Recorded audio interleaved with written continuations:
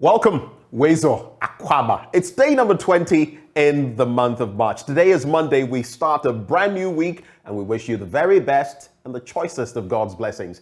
My name is Benjamin Akakpo, and as always, I'm in good company with Bernice Abubey-Delanta. From us to you, thank you for joining the conversation.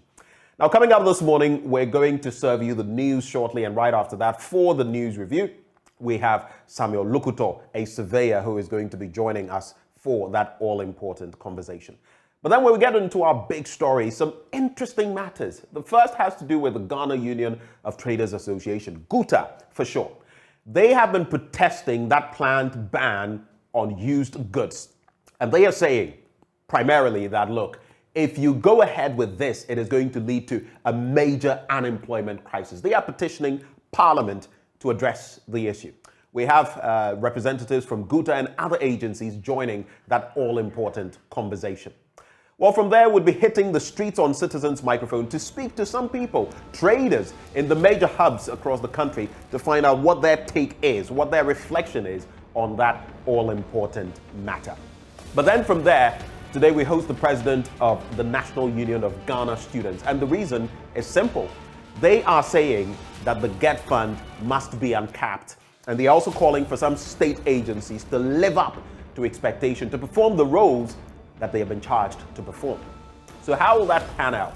And will this call yield much? We'll be exploring that matter with the NUG's president this morning.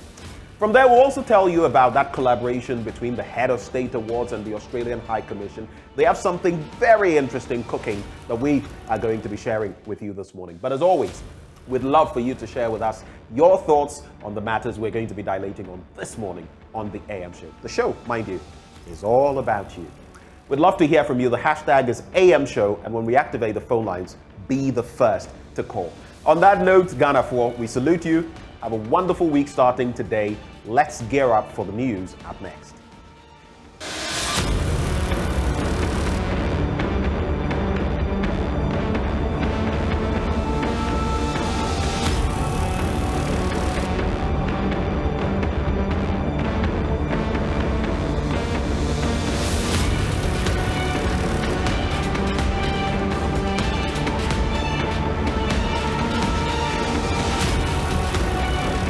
The news, and we talk 1D1F in our very first story as some residents in districts where there are supposed to be factories under government's one district, one factory policy have started fact-checking claims by government on the policy. Government says it has spent close to 1.7 billion Ghana cedis on the policy since 2017, but some of the companies say they are yet to receive any funds. Here are excerpts of the second part of our hotline documentary, One District, Some Factories, produced by Richard Kojo. Like the Central, Eastern, Volta, Western, Greater Accra, Western North, the Oti region, and many other regions we have covered in this documentary, the Ashanti region is no exception. Here, many of the factories that are captured in the records of the One District, One Factory Secretariat under the Ministry of Trade and Industries as factories that have been completed and operational were not so. If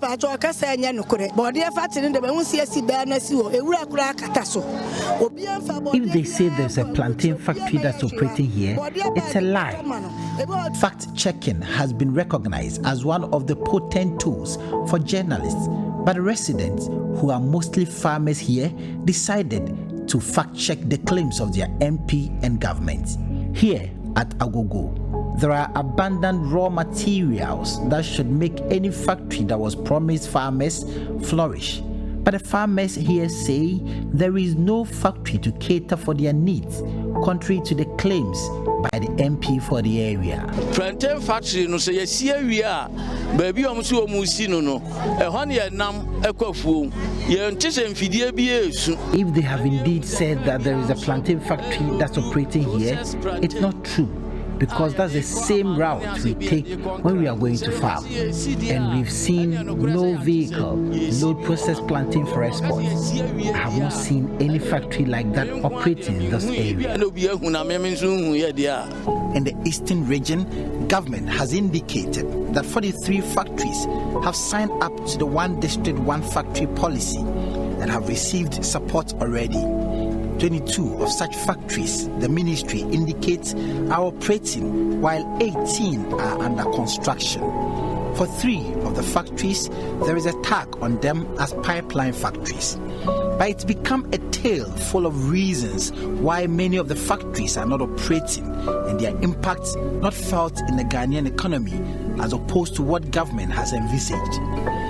One is what factory is a concept. I bought into it and felt I could also do something. Assurance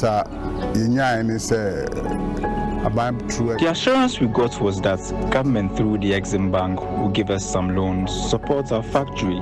We've done all that is required of us, but all to no avail. Now we are almost losing hope.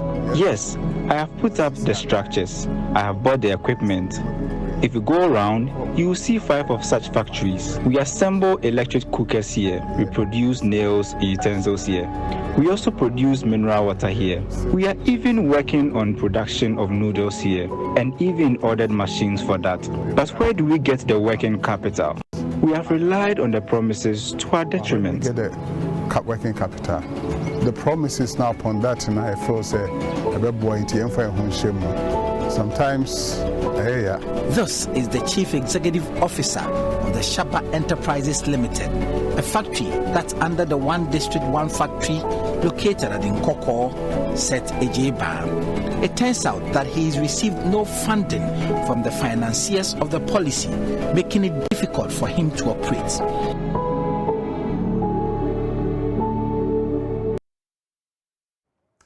Well, from 1D1F, let's tell you about the Center for Democratic Development, which is described as inconsistent, the dismissal of a defamation suit filed by investigative journalist Anas Arimeyaw Anas against Member of Parliament for Asin Central, Kennedy Ejapong, by an Accra High Court.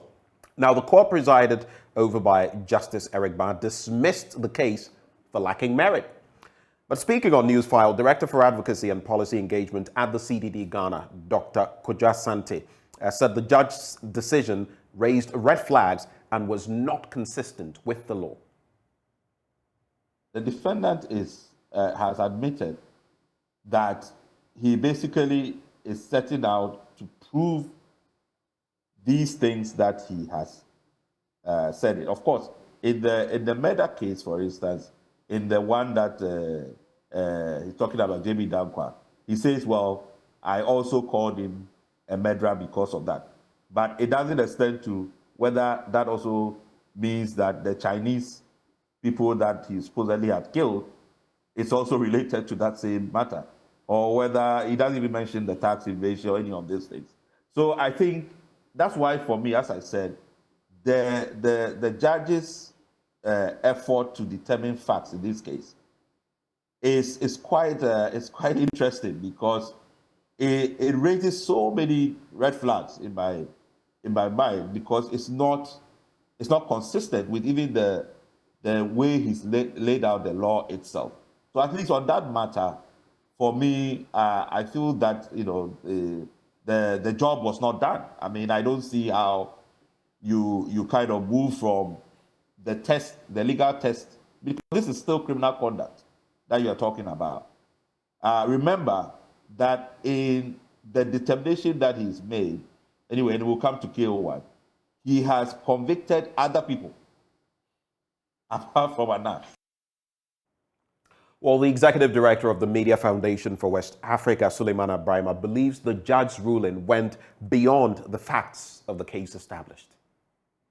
I saw a clear instance of, the whole case moving beyond whether or not Anas is established, whether Kennedy Ejapong was able to prove that Anas is a murderer, a thief, extortionist, a bribe taker, a criminal, to the judge examining the methodology Anas uses and whether or not journalistically that is appropriate or not appropriate. And then I asked myself there, was this judge a journalist before becoming a judge?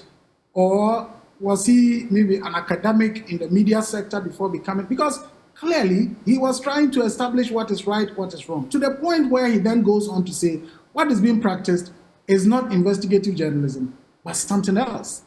So for me, I think that the the judgment or the decision by the judge went beyond probing whether what Ken said was true or not true, justifiable, fair, and whatever, to actually himself defaming the character of Anas.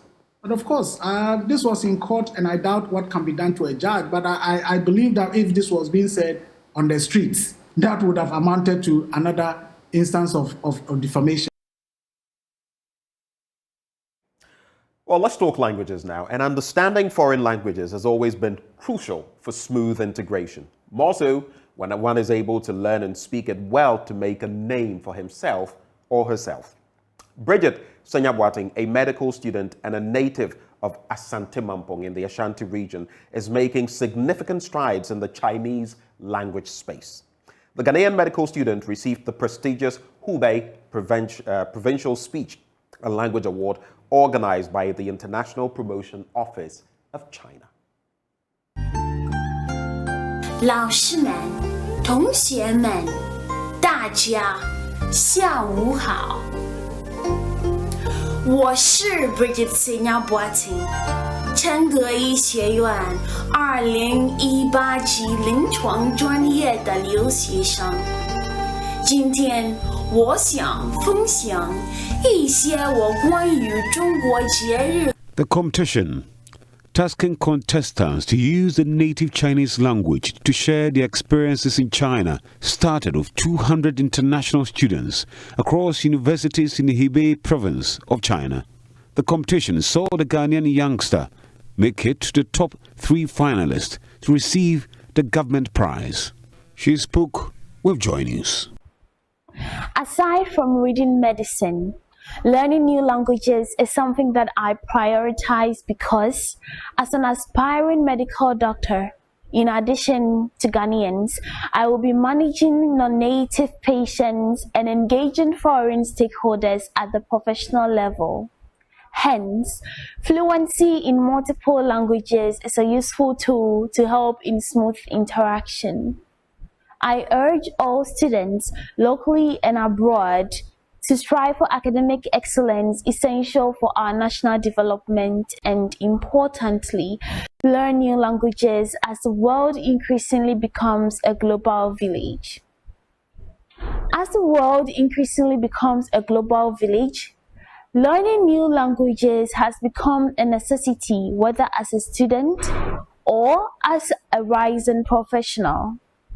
As an international student and an aspiring medical doctor, winning the Chinese Speech and Language Award serves as a testament and validation to my dedication, hard work and commitment to learning new, complex and challenging language. I also extend this achievement by leveraging on this language to provide medical care and services to non-native communities, including patients and professionals. 我相信这样做将有助于加强两国之间的联系，让外国人在我们国家感到受欢迎。加油，中国！加油，加纳！谢谢大家。 Reporting for JoyNews, Kwesi Debra. Let's talk security now. And the Ghana Police Service has set up 2 committees to look into the death of a 27-year-old man allegedly killed by the police anti-robbery unit in Wa. Abubakar Shahid was shot earlier this month after police claimed he was an armed robber sparking protest in his community. Now, Director General in charge of administration at the Ghana Police Service, COP Christian Youno, who led a delegation sent by the IGP to commiserate with the family of Shahid, said the police would leave no stone unturned in their bid to get to the truth of the matter. Rafiq Salam reports all the way from Wa. The delegation of the Inspector General of the Ghana Police Service to the family of Abubakar Shahid, who was shot dead by the police on March 8, was led by the Director General in charge of Police Administration, COP Christian Teteje-Honu. The purpose was to condole and to commiserate with the grieved family over the loss and also to inform them of the steps taken by the police administration to unravel the truth regarding the death of the 27-year-old Islamic student. We are the people. You people have given us a uniform. We should work to protect life and property. We have done our best to make sure that the country remains safe. In the course of our work, where we go wrong, we will come back and say we are wrong and we are sorry. We plead with them that they should hold their hearts and let's just wait for these two special teams that have come to investigate what happened. And the outcome of investigation will come back here and then to confirm to them. COP Christian Tete Yohonu disclosed that since the incident happened, IGP Dr. George Akufo-Dampare has not slept over the issue and has since set up 2 independent committees to look into the issue for the necessary action to be taken. When we heard of this incident that happened, immediately the IGP did not sleep over it.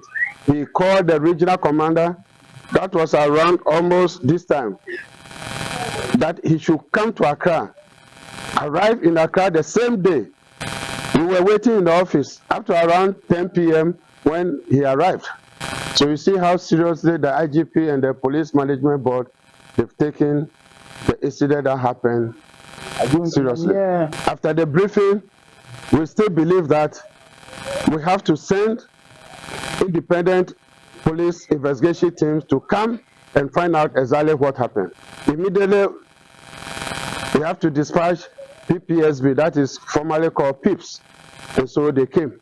After that, we still believe that we should get another report to support whatever PPSB has done. So yesterday night, another special investigation team was dispatched by the IGP from the CID headquarters to also come and do in-depth investigation.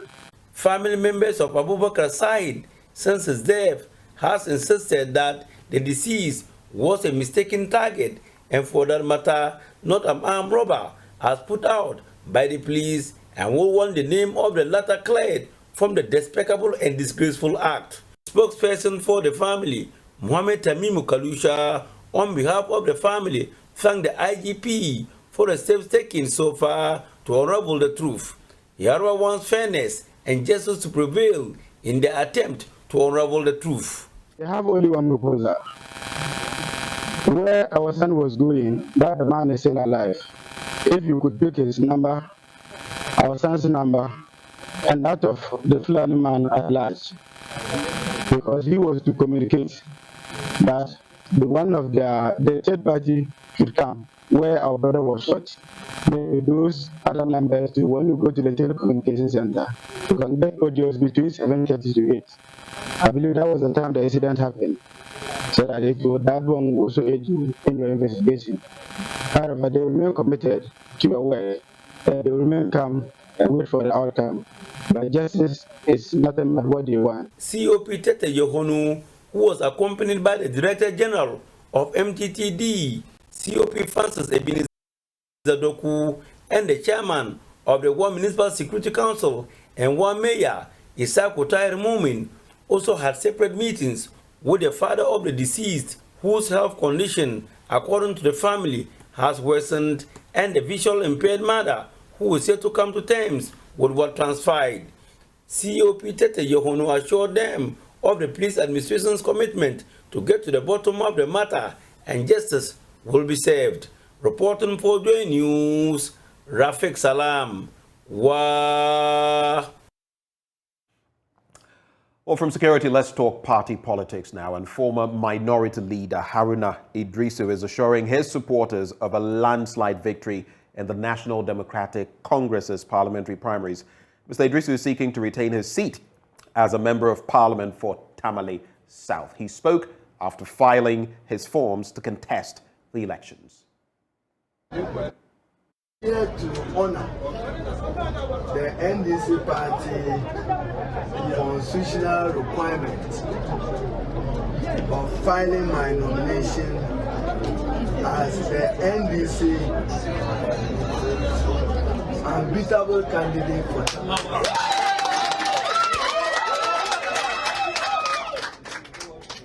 2024 general election. I can extend my numbers beyond Buno region towards some other regions.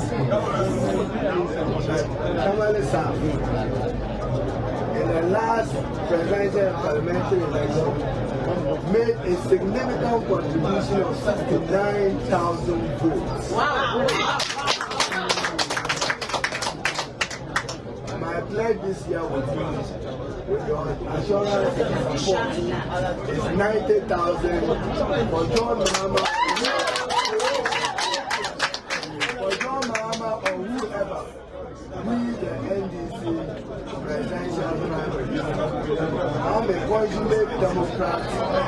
I'm open to competition today and tomorrow. I'm open to competition today and tomorrow. And I promise you that if I choose to remain in Parliament with your support, I will surpass any record in Parliament. Long serving, if I choose to.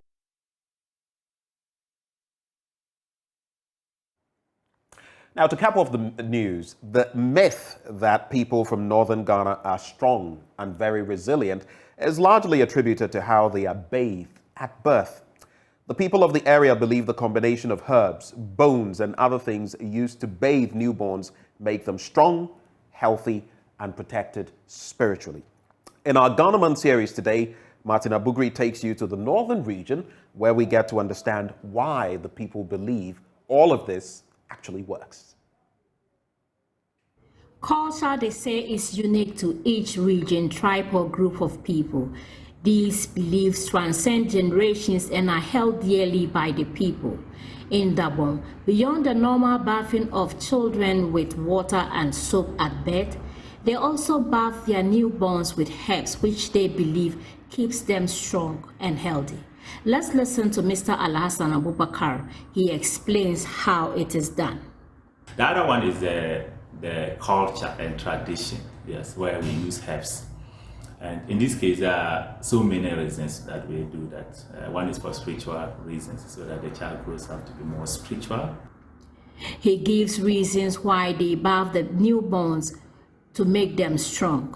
It's believed that, especially for male babies, they want the baby to grow up to be very strong, so that the child can fight well, the child can protect the family, the child will be the head. So for that matter, he needs certain preparation towards life. And such preparation comes with bathing the herbs. So there's a special herbs they will prepare for the child, especially the male child, so that the child grows up to be very strong, healthy, to protect the family. Does it work? Exactly. Very, very well. Even as highly educated as I am, I still believe that it works very, very well. And we have all done it, all our kids. Mr. Al-Hassan also talks of the health aspects of why they bath these children with herbs.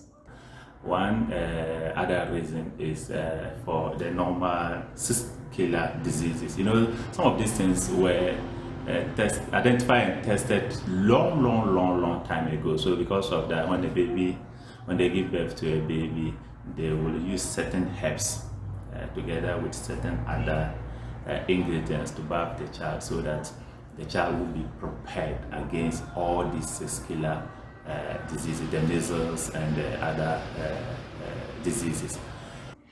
It is not just health and strength. There is a spiritual dimension to the bathing of these children with herbs, and he explains it. Then the third one is that normally in Gabon we believe that there are bad people mostly when they give birth to it. So there are some people who can tell, they can foresee what the child is growing up to be. So because of that, when they come, they do one or two things to affect the chances, the fortunes of the child in future. So because of that, the parents of the new baby born will have to protect this thing. So when you give birth to a baby girl, that's what you do. You use these herbs to protect the child from all these things. So in most cases, when you go to the rural communities, even in my house, for instance, you see that there's a sort of cross at the front door of the room where the nursing mother is. This is believed to be a spiritual protector. So whoever is coming to see the child or to do any harm to the child is prevented, and nothing will happen to the child. So Abubakar Rafiana Pari also gives reasons why shea butter is added to the bath. Also, the rubbing of the shea butter makes the child body to be smooth. So for that matter, that is why they always use the shea butter to rub the body for a smooth body and to give the child a warm temperature for comfortable movement. By using the warm water or the hot water and putting it inside the towel whilst using it to rub the child body, is making the bones to strengthen. And well, that is how we cap off the news this morning, celebrating Ghana Month still. But stay with us. Up next, we'll be joined by Surveyor Samuel Lokuto, who joins us for the news review. Do stay.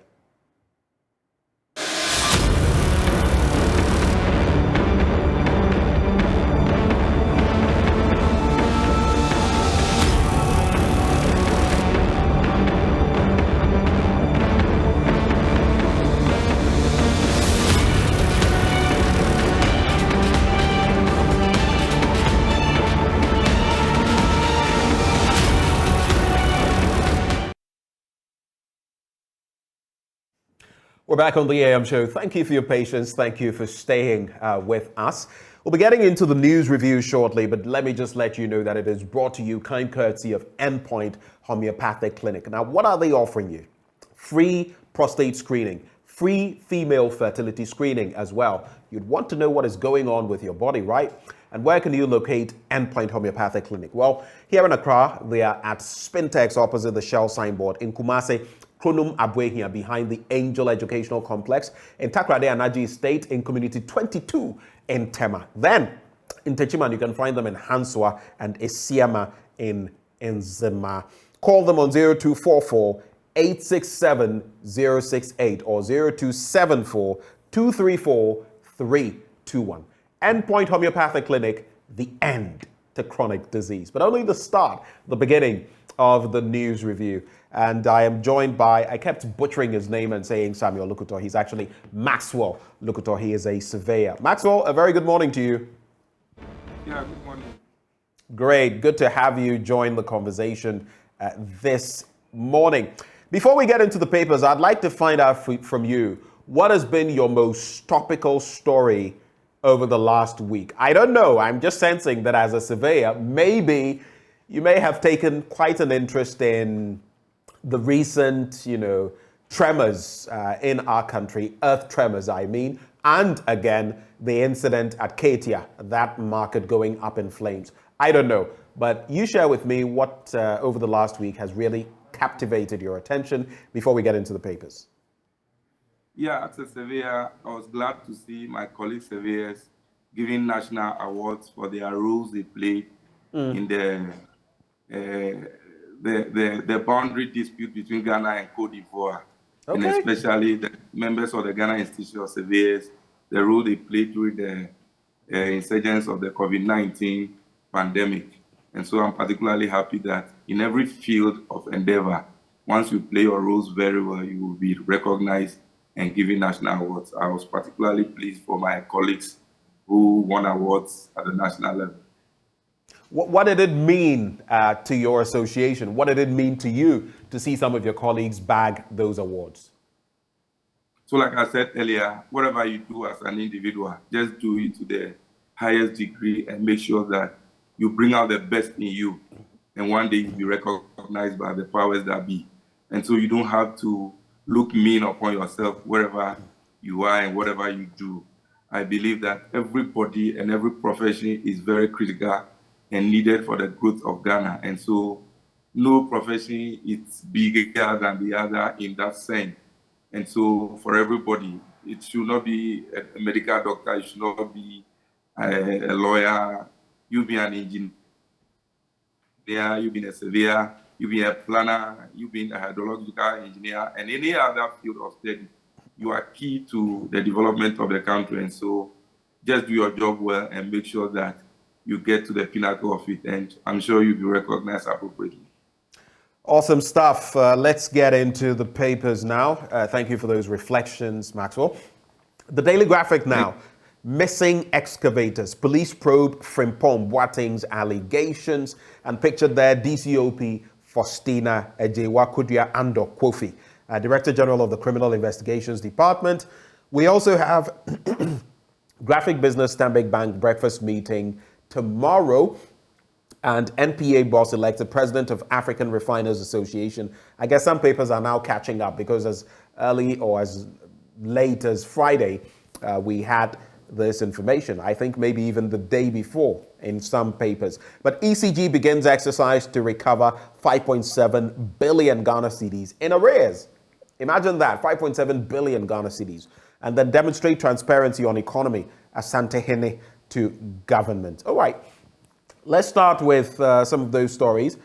And President Nana Addo Dankwa Akufo-Addo has directed the Ghana Police Service to commence investigations into allegations made by a former Minister of Environment, Science, Technology and Innovation, Professor Kwabena Frimpong Boateng, concerning the engagement of some NPP bigwigs in illegal mining activities, popularly known as galamsey. The president gave the directive last week, and the Daily Graphic checks indicate that the Special Investigations Unit of the Criminal Investigations Department has commenced investigations into the matter. So what exactly happened? Professor Frimpong Boateng, in a recent interview with the state broadcaster, the Ghana Broadcasting Corporation, alleged that some officials of the ruling government were involved in galamsey. He claimed that the alleged missing excavator story was used against him by his own party and other government officials involved in galamsey as a weapon to remove him from office. He alleged that the loss of his position paved the way for some bigwigs in the ruling MPP to continue their galamsey activities. The excavators were seized from galamsey operators at various points across the country. This is really interesting because he's been there. He's been the minister in charge at a point in time, not lands and natural resources, but environment and all the others in the portfolio. We know how the story went with him. We saw the Charles Bissu incident, the secretary to that group. In recent times, we've seen the Ashanti regional chairman of the MPP mired in some trouble at Kontamp mining. What do you make, Maxwell, of this claim by the former minister? It surprises me this issue still lingers on. And it looks like governance is being reduced to a charade. At one point, we play the game, go back, somebody makes some noise, we come back, and we claim to set up a committee, we set up an investigation, and all that. We go, and somebody is exonerated, and another time, another issue comes up. And it looks like we are not serious as a country. This issue keeps coming up, and then we keep just dancing around it. I thought that closure would have been brought to this issue so many years back, because this is not the first time we are hearing of it. Anas made the expose, Charles Bissu was mentioned, Frimpong Boateng was kind of also indicted, the son was mentioned, so many people were also called in, Untumi was mentioned, and you wouldn't see anything happening at a point as Bissu tried to exonerate himself, or the IGP or the police CID exonerated him. He came back strongly fighting to be recognized, and nothing happened afterwards. It's now that the minister has also made that comment again that we are going back to this same issue. Is the president saying this is the first time he's hearing of this? Is the land and forestry minister saying this is the first time they are hearing of this, and that they cannot bring closure to issues of this nature? It baffles me how we dance around some of these issues. It doesn't make us look very serious in the eyes of the Ghanaian populace. And like somebody said, we should be seeing governor, I'm sure Professor Jampo said, governor should be serious business, not people just trying to score political points. And I think that some of these things, people just want to do something to show to the populace that we are doing something, but in effect, they know what they are playing around with. And so for me, there are serious issues. This Achimota forest issue the former CEO of the Forestry Ministry, what's the name, Sir John. That issue also came up. We danced around the issue. Now I don't know what really is happening about it. And so for me, it's just a bag of mixed issues that we keep holding and not finding solution to them. I think that closure should be brought to some of this as soon as they come up. The presidency should be seen to be very serious, acting in issues of this nature. But I just always believe that they are dancing around the issues and they seriously do not want solutions. Is that to say, Maxwell, that issues at hand? We should get serious. We should be more serious with issues.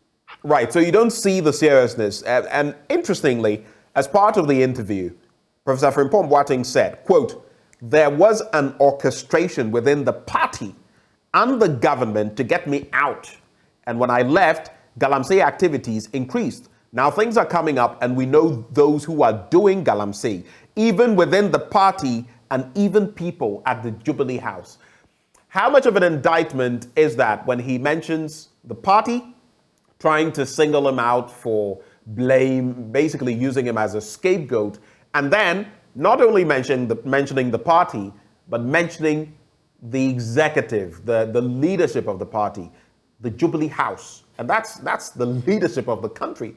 How bad is that? Benjamin, have you forgotten the party Yasika mantra? That's a serious matter. And I think that is the crux of the matter. Those in the helm of affairs, I believe, are just looking for any and every means to make money out of every situation that comes our way. Especially this Galamsey menace. You realize that they will just talk about the issue and the next night dies, or they will form a committee, or they will form a task force, and they will operate for 1 month, 2 months. Soldiers will go, police will go, they will take videos of some activities. Before you see, they go behind the scene and you don't hear anything again. They will go after 1 year, they come back. Maybe the media raises the issue, or a minister like he's just done will raise the issue. Then all of us will wake up again and then run agog. After a little while, it is off and we are back. So for me, like I said, we are just dancing around these issues and buying time. As soon as time is over, it's dead and gone. But I believe that any serious government that comes here after this one should go into some of these things and punish people who would have amassed a lot of wealth at the blind side of government. I think we should be serious. If not, these things will continue to happen, and it look at the extent to which it is affecting our water bodies, and that the Ghana Water Company keeps complaining that they have to buy more materials to be able to get our water to the level we expect them to be for us to get in our pipes. And so, for me, we waste money from the state, and some few individuals benefit directly. Look at the Konta mining issue. How long did we talk about it? Was there any issue? Was it not the president who came to clear them? And for me, some of these things, I think that it's high time we just keep quiet about them and then move on. Because it looks like the government we have today is just not serious about this thing. It's not interested in tackling them. They only dance around it and move on. The most important thing for them is that they make the money anyhow. And so for me, it's nauseating actually.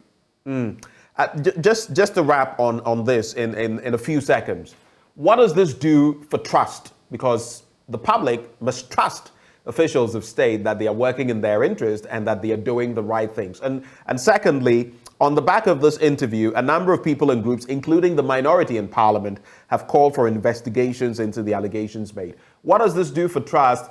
And secondly, how much are you expecting from any investigations into these allegations? Are you even expectant?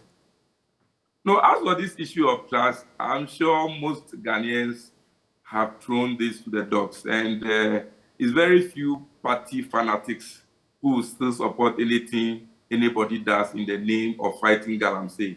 But on a very serious note, most of the Ghanaians in the middle and those to the left who think that we are just not interested in doing this thing.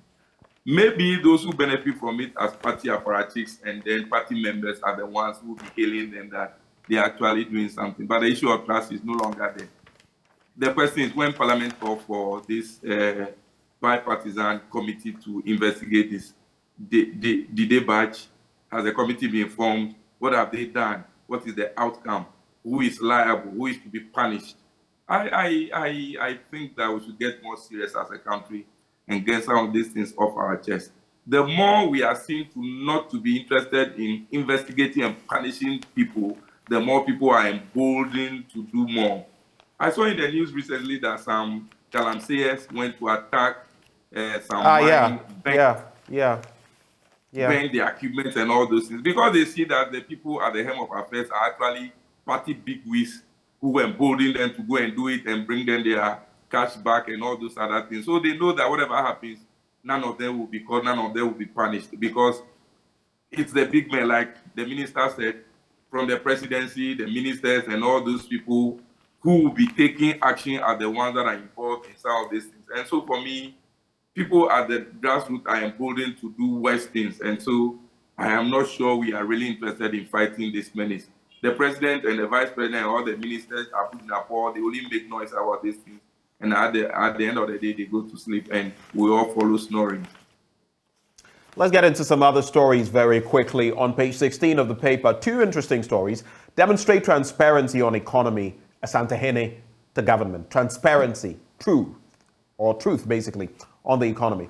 And the Asantehene Otumfuose to the second has urged the government to demonstrate a high level of transparency with the citizenry on the economic situation of the country to win their trust and confidence. He said being candid with the people in these difficult times would produce outcomes that would be in the best interest of everyone and promote peace and development. But right below that story, something that really caught my attention. Judge Abundant's post over threats on his life. I'm sure you remember that instance where some thugs exactly raided a court and dragged out a judge of the court. So let's look at this. The Judicial Service of Ghana has recalled the acting supervising judge of the Upper East Region, Justice Alexander Graham, due to threats on his life. Justice Graham, who served at Bolgatanga High Court 2 last month, issued a warrant for the arrest of the overlord of the Mamprugu traditional area, Na Mahami Abdullahi Sheriga, for skinning a rival Bokunaba. We remember that issue as well, and government's response. Barely a week ago, he also convicted two high-profile persons for contempt for attempting to bribe him. Following those crucial decisions, Justice Graham is said to have received calls threatening his life and attacks at his official residence. He therefore left Bolgatanga last Wednesday to protect his life after notifying his employer about the increased insecurity. What do you make of these two stories? Yeah, Benjamin, you see, there's a coming very cast their shadows. From the onset or the inception of the MPP government, you realize these thugs who went to the court in Kumasi to one of the Yes. And so that's the beginning of it. You realize that they went in to attack somebody who was appointed, the BNI officer in Ashanti region, dragged him off his office, they were sent to court and all those things. When they went to court, what happened? They were just slapped on their shoulders that don't do it again. They were fined some paltry amount of money they pay. And so party people feel emboldened that whatever we do, nothing happens to us. You see Kennedy Adepo always supporting these tax and saying that government cannot do anything to them. And so these people believe that the courts are for them. And you see, a section of Ghanaians believe that the courts were packed with judges to do the bidding of one particular political party. And so when you go to court with your cases, you should not expect fair judgment once it's government versus you or something. So some other individuals also believe that they can buy the courts. And so once the court doesn't play to their favor, and also knowing that some people went on a rampage, attacked the court, and nothing really happened to them, they also felt that they could do whatever they have to do, and that's why they are emboldened enough to send threats to judges. But remember what happened in the Muntie 3. What did we see? But this time, we really don't see the courts and the judges to also be strong on their feet and then fight their way to make sure that the judiciary is not put on. And so for me, as a country, as a whole, it is time we begin to review and look at some of these things and say that if politics has become so bipartisan, NDC, MPP, what about our courts? What about our parliament? So because these are the three arms of government, if the executive we cannot trust, like Asantehene is saying, I'm sure if there's an issue of trust, he wouldn't be saying that. So once he comes out to speak about the issue of trust, that people in governance, in leadership should be open and transparent with us as a people, it means that he's seen that there's something really wrong with us. That is why he could come out to speak like that. And so if the executive, we don't have trust for them, what about the judiciary? What about the other arm of government, which is the legislature? And so for me, we are derailing everything. What about the fourth arm, which is the media? Are we serious people? So for me, we need to have a complete overview about Ghana as a whole and begin to think right. You see people just make statements and nothing happens to them. The president will talk by this time, this will happen, and it doesn't happen. He doesn't come to apologize to anybody. The vice president will come and say everything he wishes to say and go scot-free. It doesn't happen, nothing happens. The minister of finance, the deputy won't go to IMF. We are a proud nation, we are this, we are that. So they make statements, and I think these days, if you hear them speak, nobody trusts them again. Did you hear the vice president saying some few weeks ago that they are going to share laptops to every student in the senior high schools? Is there anything being done about it? Is anybody taking him serious? Is anybody querying him? Or it is business as usual? You just open your mouth, say anything, and we all move. I think that nobody is taking his friend very serious again in Ghana. And I think that when we go on that trajectory very soon, it will be bad business for us.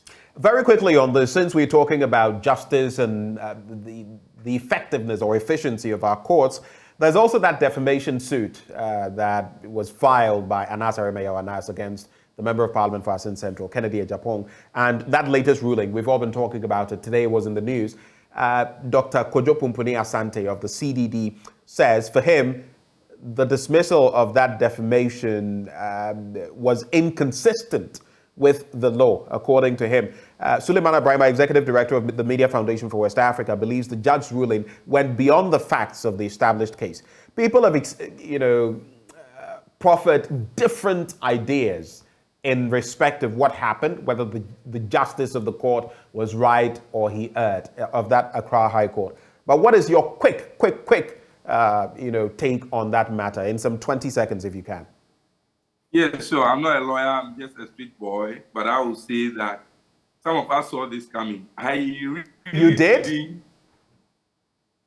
No, and now would have to go to the. Yeah, I didn't really know why Anas wants to go to the court and get some kind of justice, because you are the very person who investigated most of these judges, high court judges, appeal court judges, and found them wanting, brought the video out, and everybody was down. And so I really did not expect him to go and get some good justice. I don't know whether I will be in contempt of the court, but I, as a street person, feel that there was no way they were going to grant him his wishes. And knowing who Kennedy Oppong is, he could go to any length, and his connection with the presidency and what he says himself. You listen to but you cannot assume, you cannot merely assume that because of his clout, he would want to, derail the process of the court. I mean, you cannot assume that just because he has power, he did anything to compromise the decision of the court. You cannot say that. If you hear some of the conversations that went on within the court process during cross-examination, he calling somebody a fool, stupid, a small boy, and all those things, and the judge will sit down there and listen to him and not do anything. And at the end of the day, the defamation suit that was really brought, the judge had to go beyond that and be talking about the criminality of what Anas did. Meanwhile, that is not in contention, baffles some of us. So he really, I don't know, the appeal, maybe because more people will be added on, some may find him favorable, but I really don't know what he wants to get. Yes, of course, he's a lawyer. He's trying the judicial system. And I pray that somebody finds reason with whatever he's filing. When I heard the act, I wasn't surprised, actually, because I knew that was what really was going to happen. Because this very man, Kennedy Oppong, had a stint on the court. He insulted the judges. Nothing really happened to him, so I wasn't expecting anything different. This is the kind of system we are building for ourselves as a country. And I dare say that we are treading on dangerous grounds. All right. Because even if the courts will not be respected, then where else are we going to find solace? It's high time we tread back and then look at what's happening and tell ourselves that as a serious country, we need to do something about what is happening around us. Right. Let's quickly get into some other stories. The Ghanaian Times newspaper now. Volta Lake tragedy. 5 die in boat disaster. Rescue team searches for more victims. And that's a very sad development there.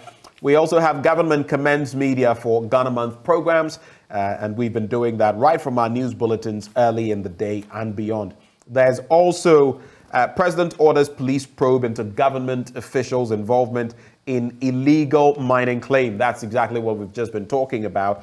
And there has been some reaction.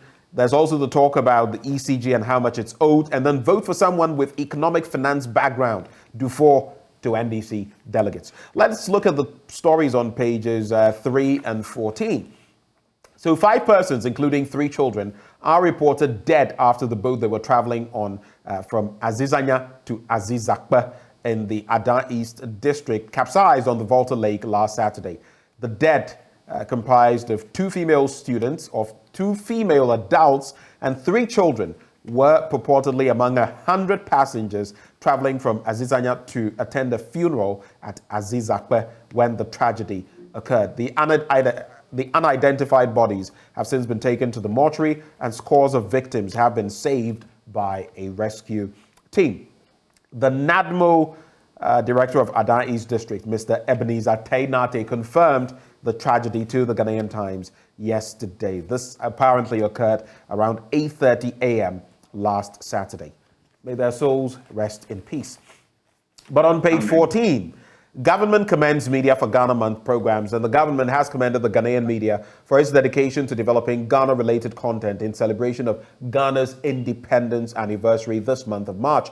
Quote, the efforts of the media have not gone unnoticed, and the impact of the dedicated airtime to promoting Ghana and Ghanaian values has been exemplary. A statement from the Ministry of Information and signed by Sector Minister Kojo Nkrumah has said.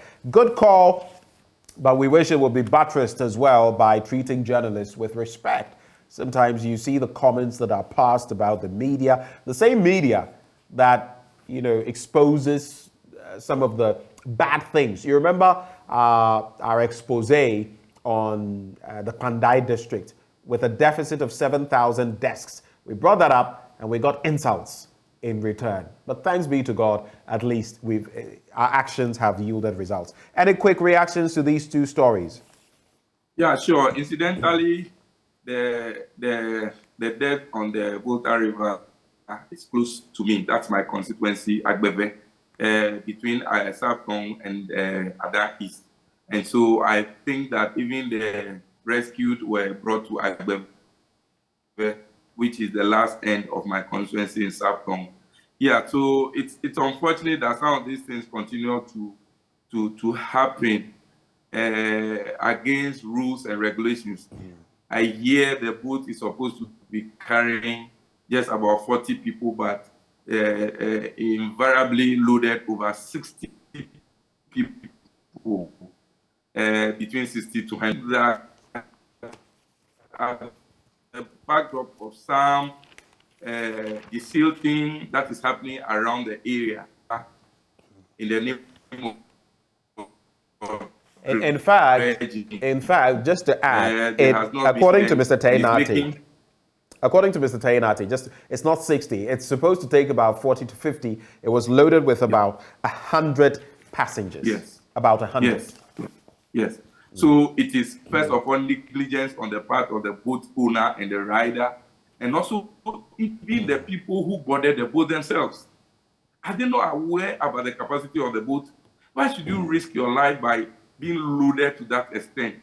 And at the backdrop of what is happening, there some dredging activities happening at Agbeve and its enclave, I am sure that we should dig deep into the issue and know whether it really had an effect on whatever has happened. Because I hear, because of the depth, the velocity of the waves there increased, and so, and with a little wind, it turned it around and then it capsized. And so I would wish that NADMO goes beyond just what we see with the eyes and see whether the dredging exercise that's happening around the place also have some effect on whatever transpired. My condolences to the bereaved family, and we pray and hope that we will take you from there. It's good that the boat owner or the rider has been arrested, and I'm sure the law is going to deal with him appropriately, because it's high time we kept indiscipline in the system. Why would you load a boat over 100 people when you know that it's supposed to load just between 40 and 50?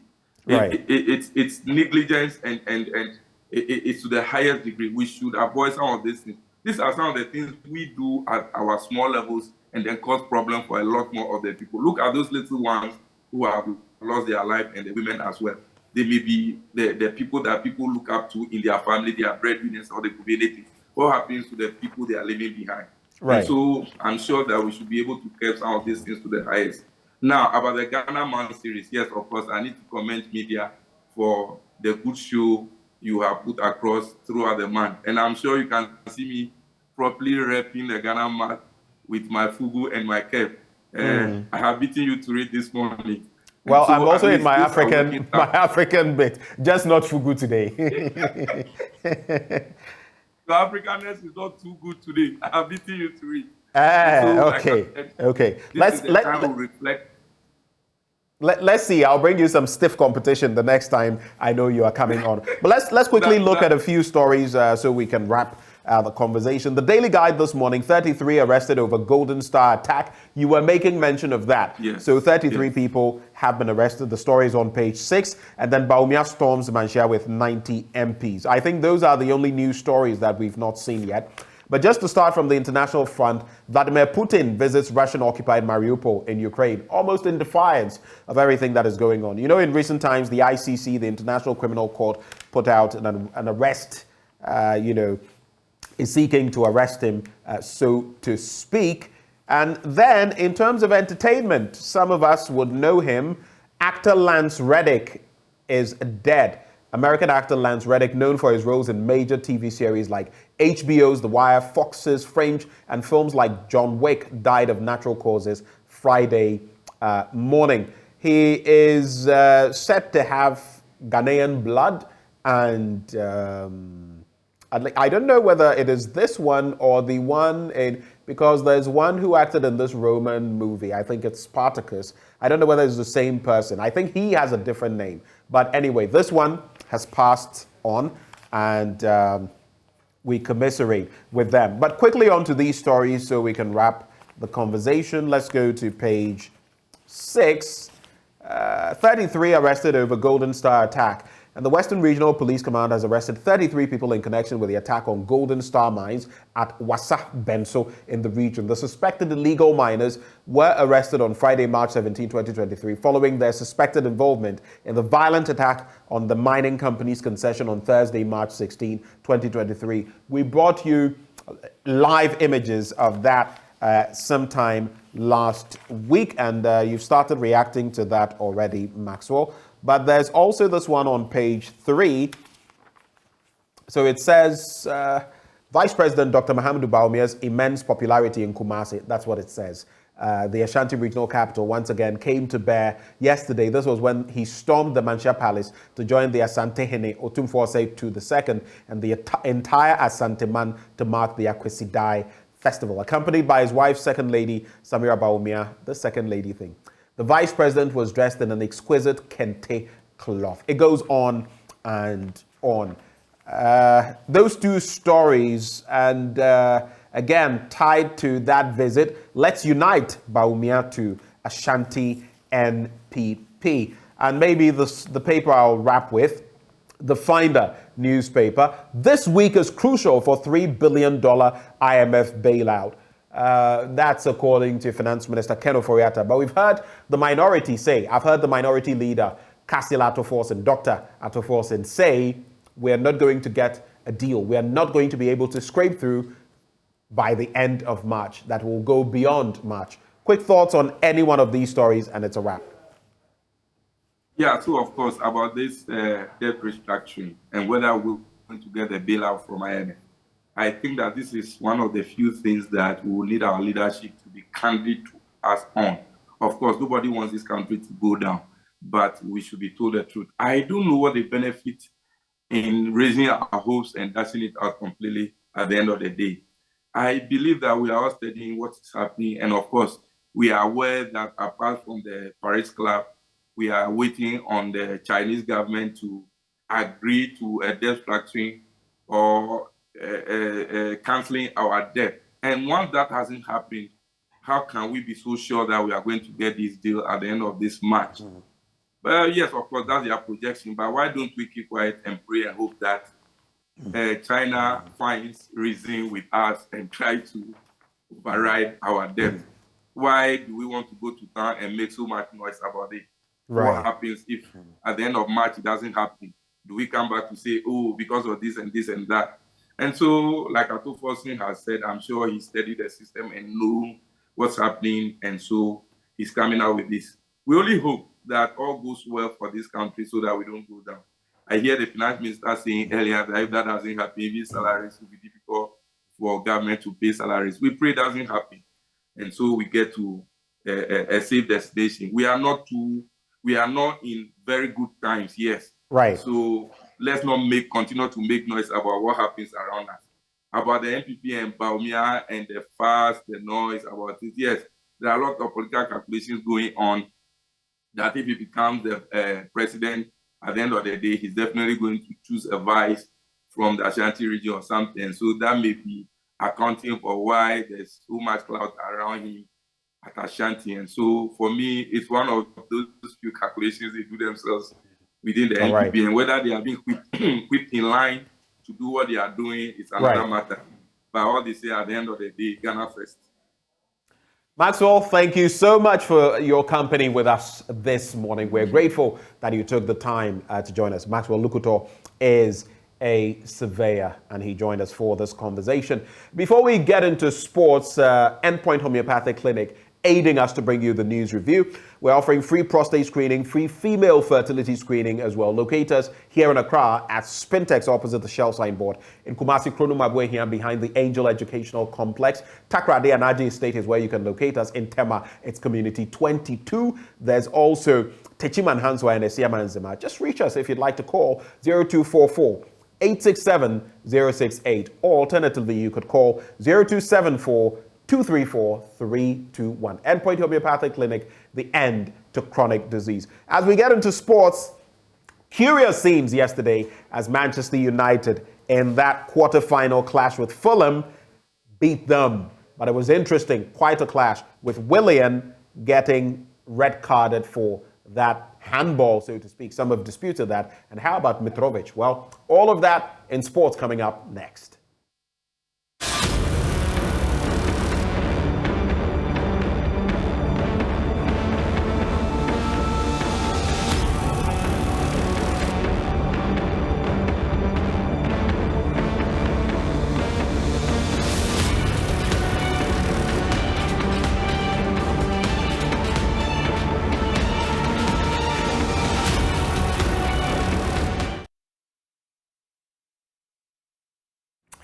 After nearly 9 years, when Chris Hughton first had his name on the books of the Ghana Football Association as a potential Black Stars head coach, today is finally the day the man would be unveiled. The GFA announced on February 12 that they were going to hand him the Black Stars coaching job after he had served as a technical advisor to the previous head coach of the senior national team, Otto Addo.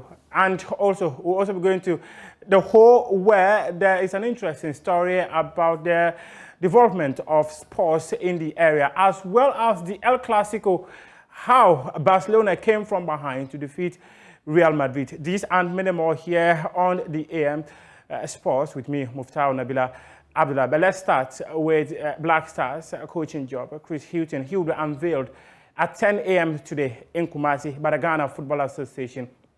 The former Newcastle, Brighton and Hove Albion and Norwich head coach signed his contract with the Ghana Football Association on Friday after Christian Achu's funeral, where he followed the leadership of the GFA to the secretariat and put pen to paper on a contract we believe is likely to be about 2 years. He arrived in Kumasi yesterday, and there have been some interesting drama surrounding him as many people are welcoming him to the Garden City as he gets ready to take over the Black Stars coaching job. Let's take a look at how he was welcomed in Kumasi.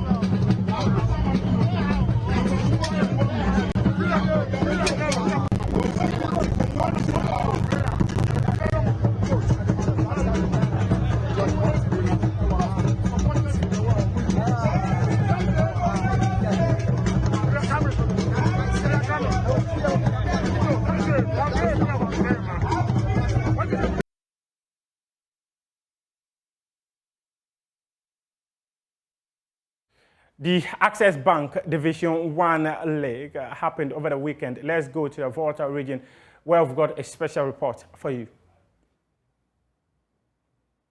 The Hotspot Stadium was a sight to behold when Volta Rangers hosted Heart of Lions in the Week 19 fixture of the Access Bank Division 1 League. The Volta region derby attracted hundreds of football lovers. A volley from Volta Rangers number 10 shirted Abdul Salim resulted in the only goal of the match in the 10th minute.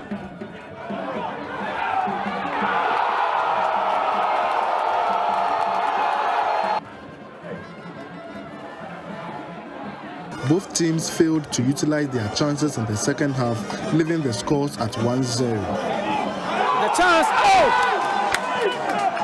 The head coach of Heart of Lions, Salifu Fatal, said the team would focus on the ultimate, that is qualifying to the Premier League. When you're going into the game, there are 3 things you should be thinking of, but you don't expect to lose, of course. Losing is part of the game. We have draw, we have win. We're expecting to at least get a point here, taking it back home, but unfortunately we lost. So I think that we're going to put it behind us and get focused on the next games. Like I said, there are about 11 matches on. We're still leading with 12 points. We just have to keep focused, maintain the lead on the table. I think we did that in the first half, and we're hoping to do that in the second half, so till the end of the season. Oh yeah, we came in as underdog, and people think that we are a new club, so you know it's very difficult. But though it's very difficult, but we also manage and our board members also support us, and there's more unity in the camp. So I think we are going for it. The board chairman of Pando-based Heart of Lions and executive chairman of FedSky Group of Companies, Eric Sedi Kutoche, was satisfied with the performance of his side. It has been a very impressive match. Our team played very well, but luck was on our side. And this is a local derby, and we have taken it like that. And we congratulate Volta Rangers, and we wish them all the best. And the fact is that we are qualifying to the Premier, no matter the situation. Heart of Lions occupied the first position on the Zone 3 Division 1 league table with 44 points, while Volta Rangers are in the 6th position with 27 points. Fred Kwame Asari, JoyNews. Ho. From Division 1, let's talk the Premier League itself. And Accra Hearts of Oak needed a late goal from Caleb Amankwa to secure all maximum points when they came up against Kotoku Royals at the Accra Sports Stadium. Adu heads the ball down nicely. Good ball by Accra Hearts of Oak. That was a late challenge, which gives Accra Hearts of Oak a free kick.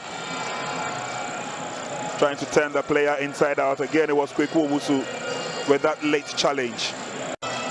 Together with the men in front of him, the likes of Abanga, the likes of Richard Mensah. Free kick is on. And it's headed in! That man has been probing with every set piece that Accra Hearts of Oak have taken today. and he did not put his teammates to shame. He may get the marching orders, yes.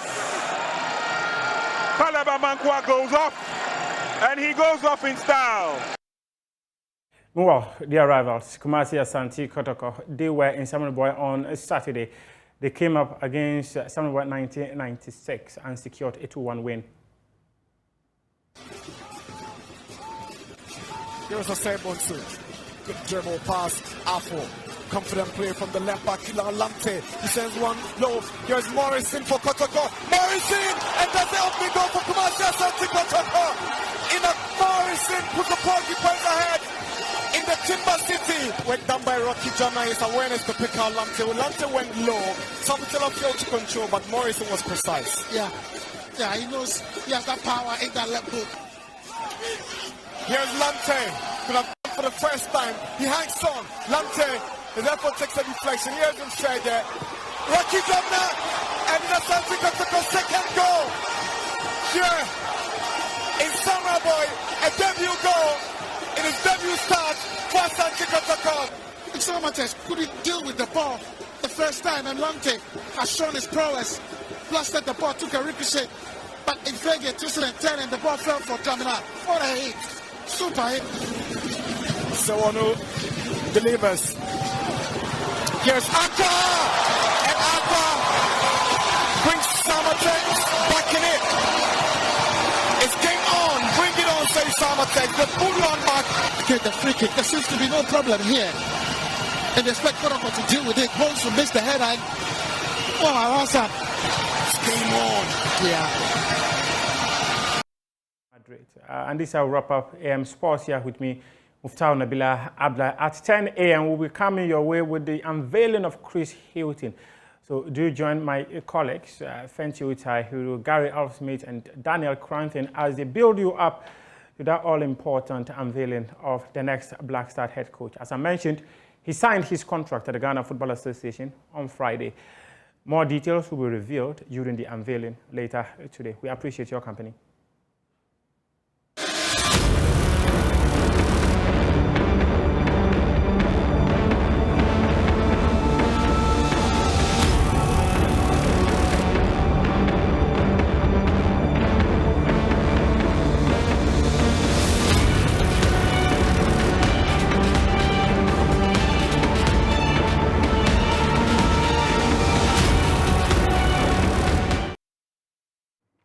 Welcome back on the AM show. And as we go along, I need to remind you that water is, in fact, life. Awake is premium purified water treated through a strict purification process to ensure that every bottle on the market refreshes you better. And guess what? We have the perfect sizes for all of you, 330 and 500 ml, 700 ml or 750 ml for the heavy drinkers, 1.5 liters for those who always want more. But it gets even better. Our 19-liter jar bottles are ideal for homes and offices. So all you must now do is drink Awake Purified Drinking Water wherever you go. Choose a bottle of Awake Purified Drinking Water today and get quality hydration. Awake Purified Drinking Water, one for life. And this is the part that excites me the most. For every bottle you buy of Awake Drinking Water, an amount is donated to the National Cardiothoracic Center.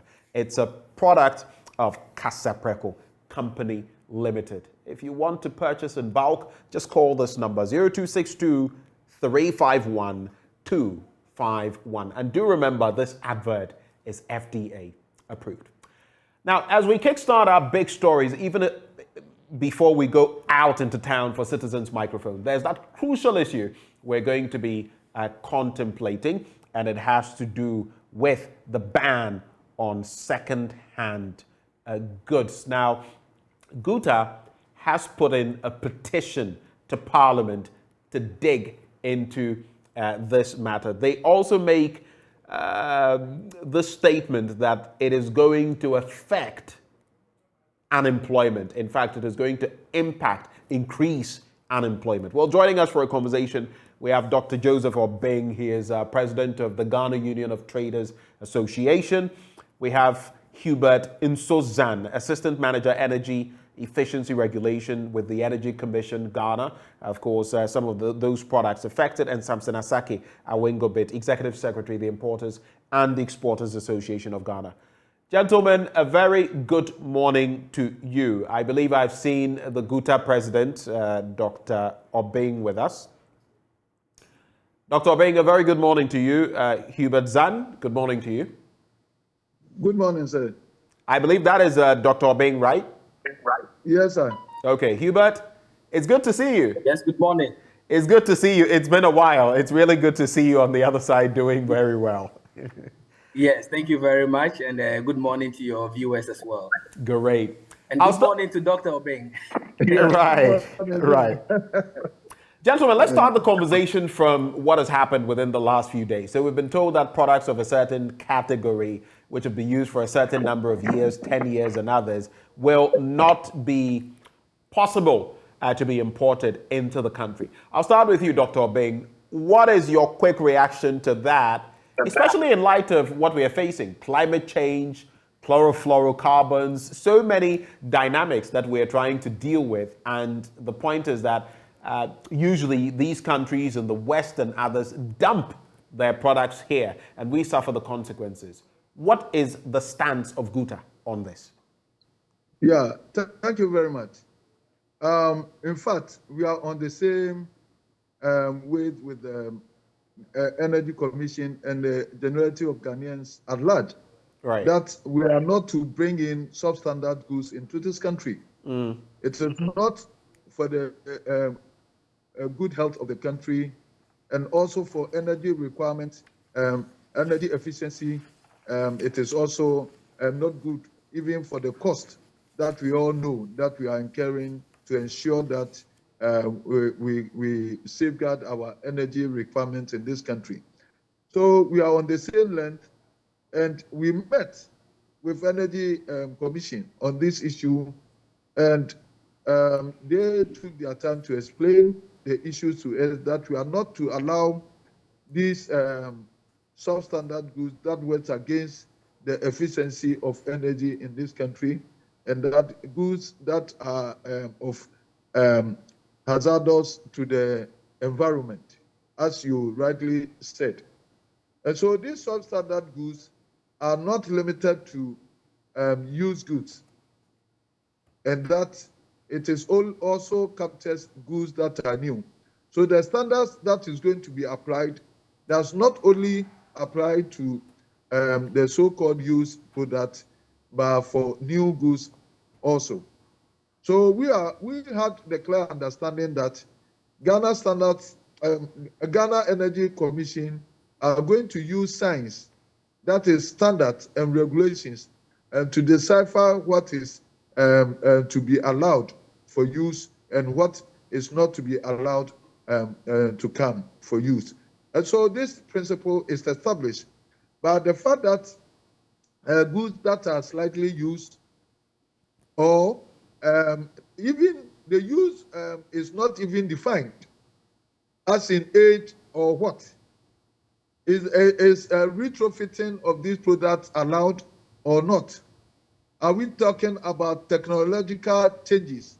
For instance, when first we used to bring CRT electronics, that the TV sets, this time we do not bring, and that one is banned because it is not in use. It is out of modernity. We are talking about incandescent bulb.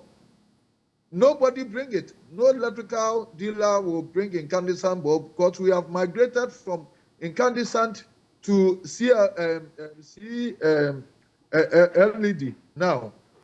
So once we have migrated to LED, it is of no use for even the trader to even bring this product.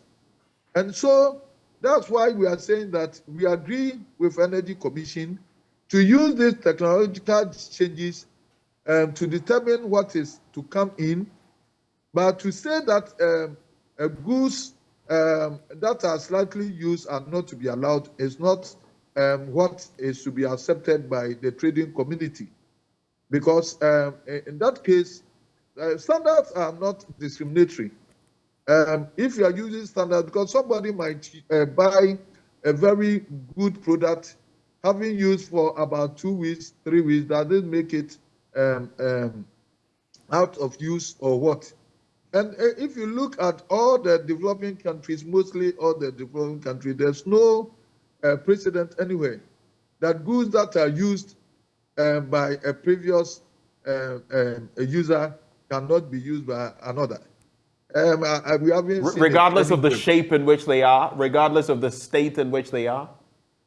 No, that's why I've said that we are not talking about what is not to be allowed to come in. I hope if that one is established, because you are talking about ozone layer and all that.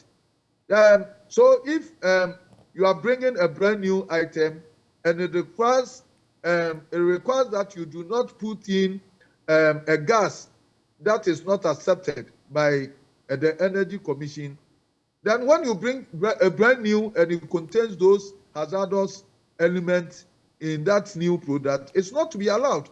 The same thing applies to old appliances, which does not conform to the standard that is set by the Energy Commission. I hope you understand. Right. Because are you saying that if somebody is staying in UK and he bought something like Philips TV set or electrical appliance, having used it for 6 months or 1 year, it is used. Does that mean that when the person is relocating to Ghana, he cannot bring those goods? No, I don't think that's what we are talking about. And we are also talking about something, mostly a product will be a case that contains components. The components are the ones that goes with the requirement. And so if a case of electrical product contains a retrofitted brand new items that conforms to standard, do you say that because the case has been used and that the old components in it have been replaced with the new ones, is not to be allowed? These are the things that we say that we have to dissect so that we will serve the good people better. Because you should also be reminded that the consumer is part of this.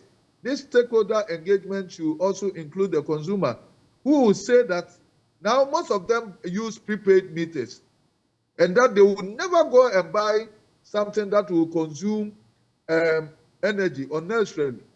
And that when he buys a thing brand new, maybe from China, somewhere Asia, and the thing, that product is causing problems for him in terms of energy and the prepaid that he has to buy, and he buys an old product maybe from Philips, Siemens, or otherwise other products that are well branded but used, and that is also served with better energy usage. Right. Are you saying that because something is new and is not serving the person, it should compulsorily be used because it's new? In that case, we are not using science. And so what that we are saying is that we have to use science to decipher what is to come in and what is not to come in. But there are items that are completely obsolete and that should not be allowed to come, like the CRT TVs that used to come, the Tikopo TVs. Nobody should be able to bring it because it's rubbish. And then the incandescent bulb that I was talking about, who is going to bring these onion bulbs, the heat that it generates, the energy consumption that it demands, it's not even to be entertained. So when we are fine to see a product with a very hazardous effect or that do not conform to standards, then of course, if you say that we are banning it, then we are banning it not because it's used, but we are banning it because it does not conform with standards, whether new or old. And all right. That has been our argument. Hold it there for me. Let me bring in Hubert, and later I'll come to you, Doc, on what exactly the bone of contention is. But Dr. Oppong talks about retrofitting. He speaks about, look, they're not even bringing in some forbidden items like incandescent lamps or lights and the Tikopo, as we call it. the old school televisions are no longer in the system. No one brings those. So what exactly is the Energy Commission? What are you trying to achieve? What are you targeting, and what are you trying to achieve in sanitizing the system? Let's start from there. All right, so thank you very much. And I think rightly said, the wind has been taken out of my sail by Dr. Oppong. Basically, what the Energy Commission has been consistently saying is that we have come up with minimum energy performance standards for electrical appliances. For a very long time, this space has not been regulated. And we realize that people are bringing in very used, obsolete appliances. In addition to that, they are bringing brand new appliances, which are substandard. And the only way to be able to establish this is to regulate that space. And once you do that, what is the tool that you use? We are using standards and labeling. And standards and labeling is an international best practice tool, which sets minimum performance for these appliances that are coming into the market. So as he rightly said, probably the awareness is not getting so down to the dealers to appreciate the information. A lot of them have said that their used products are even durable than the brand new products that are coming into the country.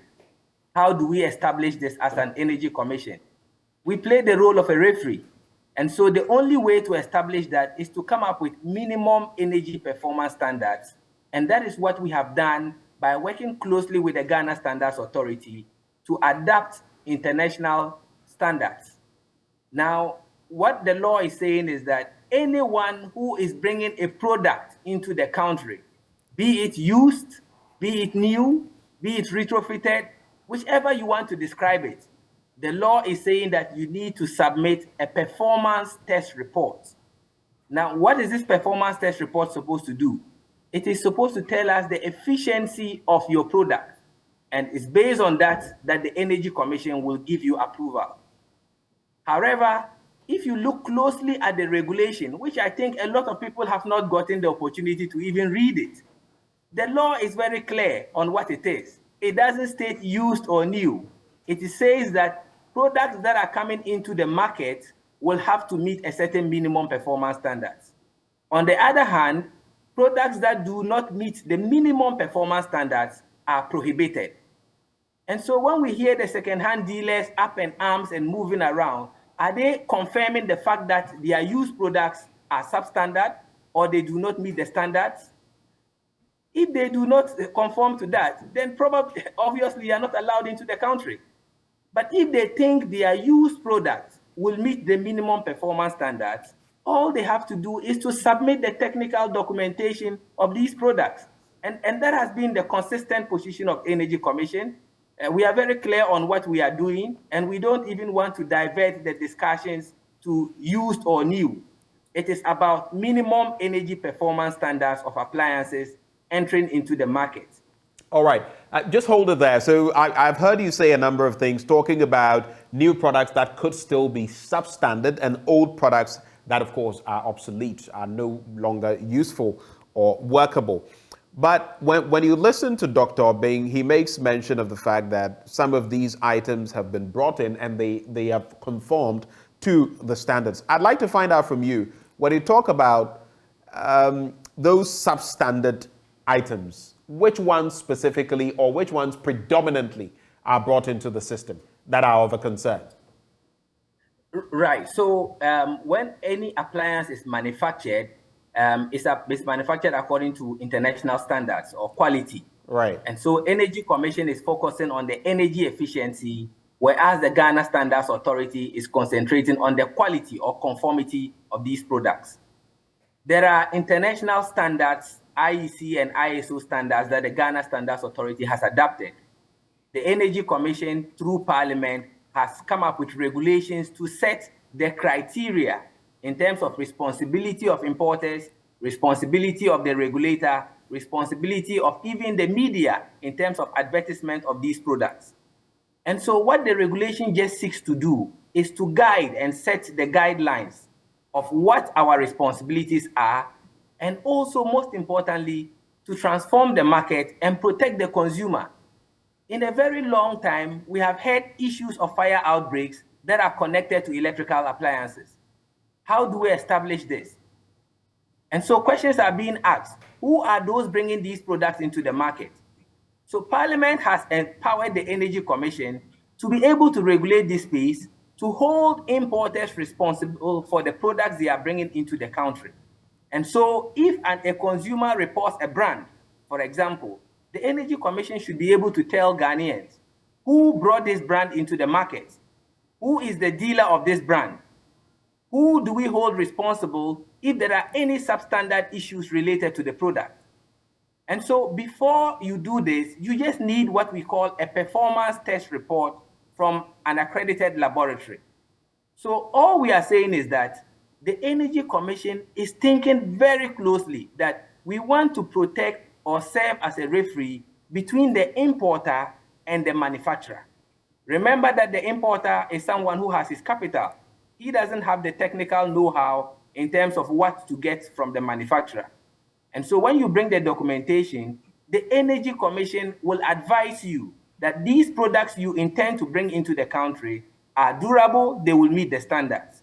On the other hand, if they do not meet the standards, we will advise the importer before the items come into the country. Right, so now, it's important that point is made just before you go on. So prior to even bringing the items, so there will be no issue of incurring losses, because if you go through the system, even prior to importing it, will tell you that this you cannot bring into the system. Exactly. So you see that the Energy Commission is very concerned about what our people or Ghanaians are purchasing from outside the country.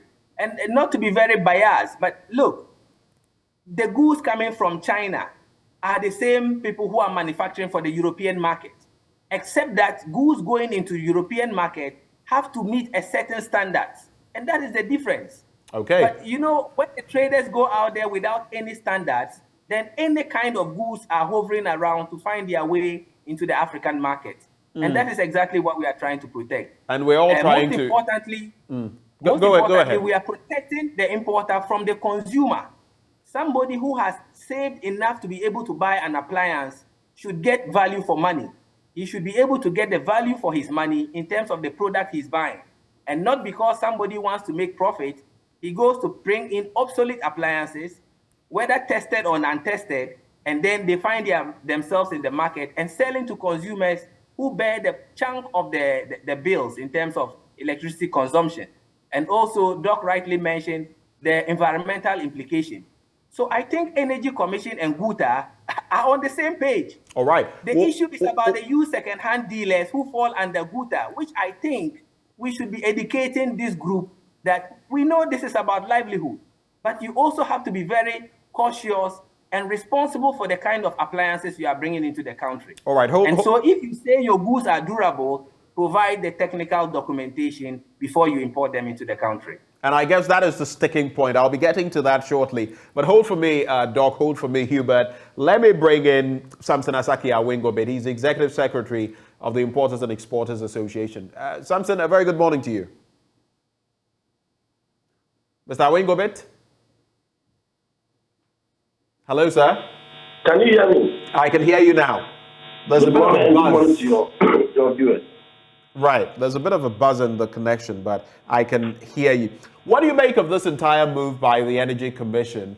And how is it going to reflect on your importers, for example? How is that going to impact your importers? Is it going to be negative or positive? Do you agree with this new move? Well, I don't know if you can hear me loud and clear now. Can you hear me? I can hear you, sir. Please go ahead. Good. Good morning. And then I think you have Dr. Oppong on the other line or so, and then the gentleman who spoke from the Energy Commission. Hubert Zan. Hubert is his all name. your listeners. At the moment, I want to put on record that the Energy Commission engagement prior to their so-called implementation of their 51 line item that they want to use. Samson, the connection is all of a sudden is not so clear again.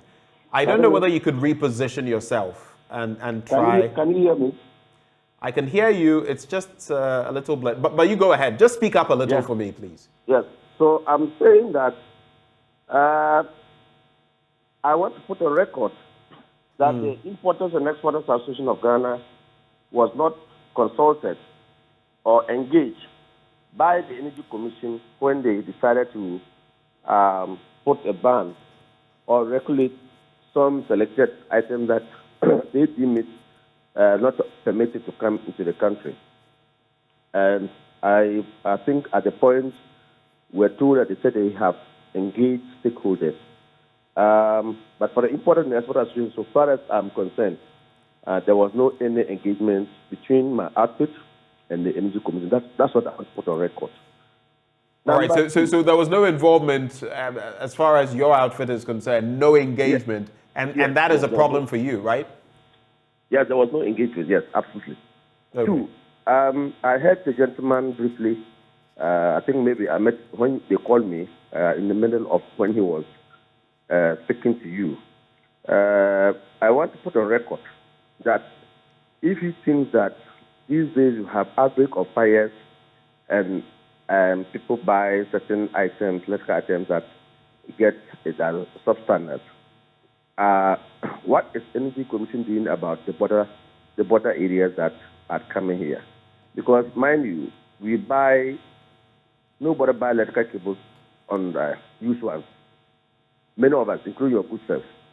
But point is, you go to these Nigerian shop owners here, you buy a bulb, you come and put 2-3 days, it goes away. What works? What regulation does Energy Commission do to those people? They know those who bring it. Those who bring those kind of substandard materials, especially electrical wire and other things, are not coming through the port. Many of those who come through the port bring quality cables, quality electrical use items. Banning electrical and electronic use will not solve the issue that he's talking about. I think Energy Commission has to do likely about lack of monitoring, lack of market surveillance in their office there. Their eyes are only in the port. But what happens in the market? You don't see Energy Commission setting up market surveillance team to go around and inspect or do stop tests there. You can go around and do a random test to be able to ascertain quality cables and substandard cables. Only at the port.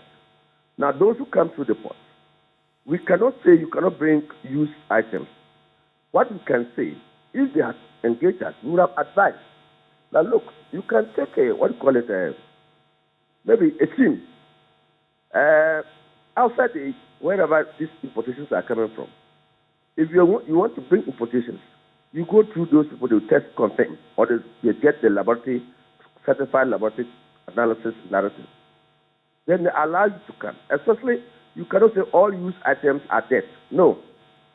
Some are fairly used 6 months, 1 year. Can continue to be used. Even all well-developed countries still trade in used items. Why Ghana? We don't have any electrical or electronic companies in Ghana here, Samsung and the like, manufacturing things that they are buying now. Again, household consumers, Ghanaian consumers, purchasing power. In this country, there is no any shop, and let me point it to me, that if you go to this shop, you can just walk there as someone who is working with maybe Ghana Education Service, or someone who's working with Ghana Police Service, or someone who's working with the Health Service, can walk to an electronic shop, and so I need a 42-inch television. This is my payslip, take it, and then I'll pay for my medicine. High ticket.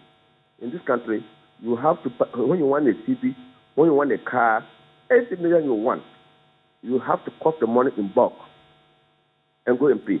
So you sort of pretend like we are in Europe when we are not in Europe. In Europe, no one casts 1 million Ghana cedis to go and buy a car or a house.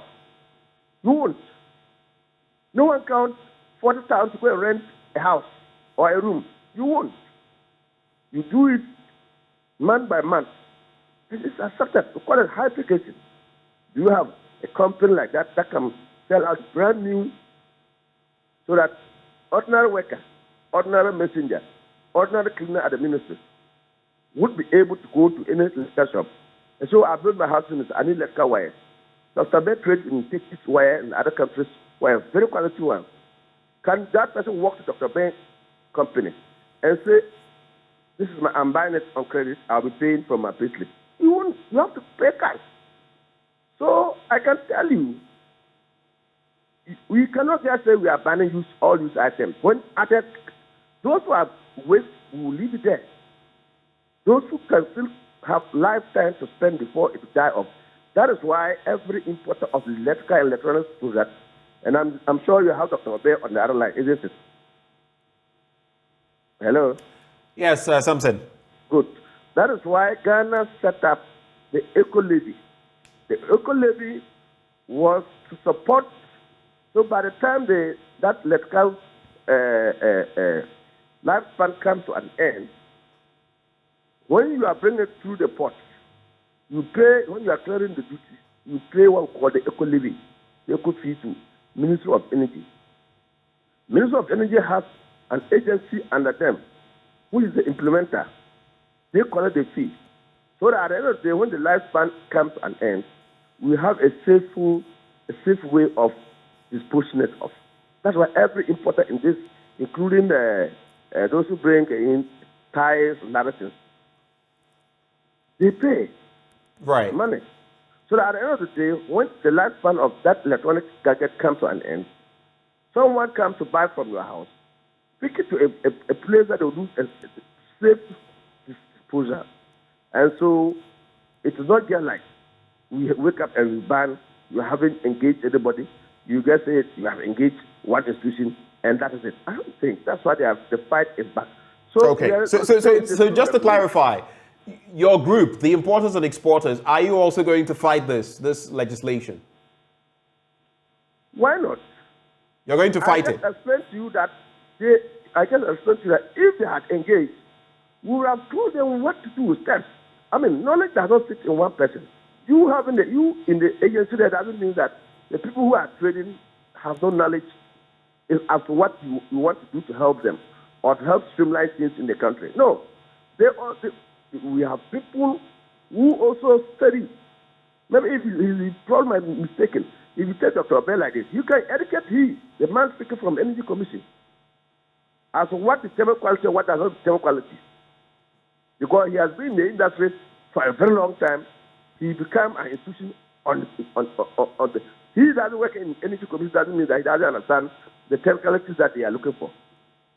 That's why I said, is he telling me, and I'm putting this question to the gentleman from Energy Commission, that used items have no use in this world again? Even if you go to Almighty America, people also buy used items. Some used items, it is only here because of lack of poverty narrative. You buy one television or you buy a sofa set, you want to use it till 20 years until it's torn before you say we are throwing this away. In the other jurisdiction, people change their wardrobe every 6 months. Okay, every 1 year. So Samson, just hold for me. I get the points that you're making. First of all, there was no engagement with you, the importers and exporters, and that, of course, creates problems. You couldn't voice out some of these matters that you are bringing to the fore. And you've also said that the Energy Commission, among other institutions, they are fixated on the ports, but where they should be going is the market or at the markets. But let me come back to, just hold for me. Let me bring in Dr. Oppong one more time. When Hubert was speaking, he made mention of the fact that your used second-hand dealers are, that's really where the focal issue is, the problem is. And we just have to streamline these matters. What is the real problem when it comes to the second-hand items you bring into the country? Why are you not willing to go through these processes? And maybe you could add, why do you feel it is going to create unemployment? Hello, Dr. Oppong. Hello, can Yes, you hear me? I can hear you. Go ahead. Yeah, I think that's communicating somewhere. And that my members thought that these things are banned and gazetted. But if you listen to Zan also, it means that the regulations is what they are talking about. And for regulations, we do not have any problem with regulations. Most of our people, our members, have duly even told us that even before they ship some of these things, especially from Europe, they go through some of these certification that Zan is talking about. Which ones? Which ones do they use? Let's be specific. Which of the certifications do they use? Let's find out whether they are at par with what the Energy Commission is requesting. He spoke, for example, about standards and labeling. What are the standards? Exactly. Because that is the norm in some of these countries, that they even you have to go through the same processes, the standards, and all that. So when they are satisfied with that, then they should also know that when they come to Ghana and the Ghana Energy Commission want to confirm whether whatever you have gone through at your country of origin is true, then there's no issue. Nobody is fighting against that. And that Energy Commission is very right. And that we do not have to bring anything at all because we want to maximize our profit. And that standards are very important. But what we don't want to be confused about is the ban of electrical or electronic items. That is neither here nor there. Standards do not have boundaries. Standards is not confined to what is so-called new, and then neglect what they refer used item, whether it is used one day, whether it is even more quality than the so-called new one. And that's what our argument has been. So once that is established that there's no ban in these products, then of course, if Ghana Energy Commission is talking about standards, then our people do understand that they have to go through these regulations and standards and all that. So they should take the standards, read it, and then as they are already known to be doing, they do it. They tell their suppliers that this is what is required here, the labeling processes that we are talking about. I will always go for it because we will have to serve the good people of Ghana well. We do not have to serve them with rubbish. But we don't have to discriminate against used product against the new product. That is neither here nor there, because some of the so-called new products are rubbish. I've been in trading for years, and I know what I'm talking about. So just break it down for us. You say some of the new products. I mean, there are standards that guide the production of these products. Now, you say some of them are rubbish.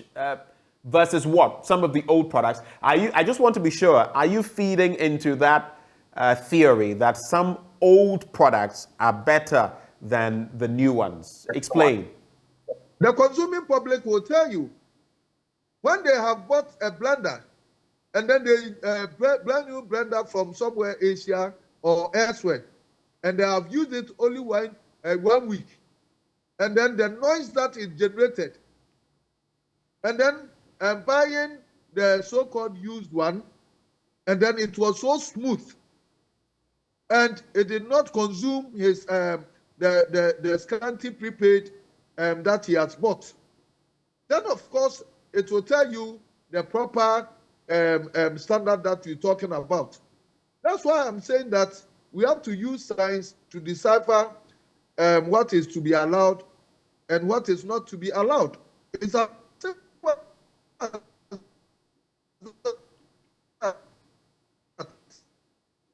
Doc, I'm losing you a bit. Can you hear me, Dr. Oppong?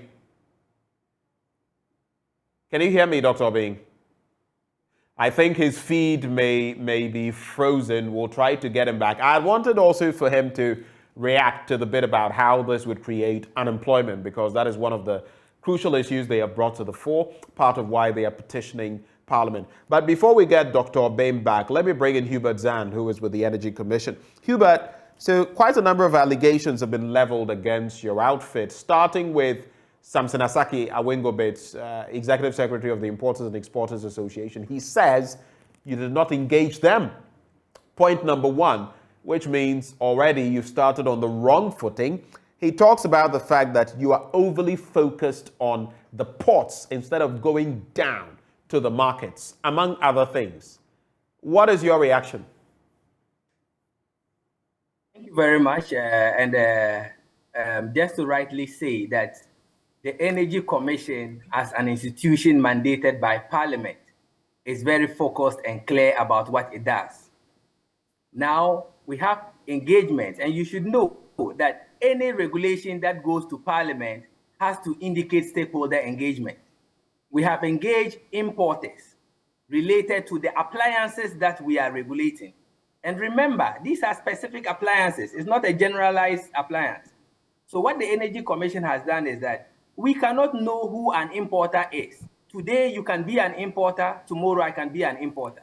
And so we have come up with enough public notices. We came up with enough engagement in terms of the importers.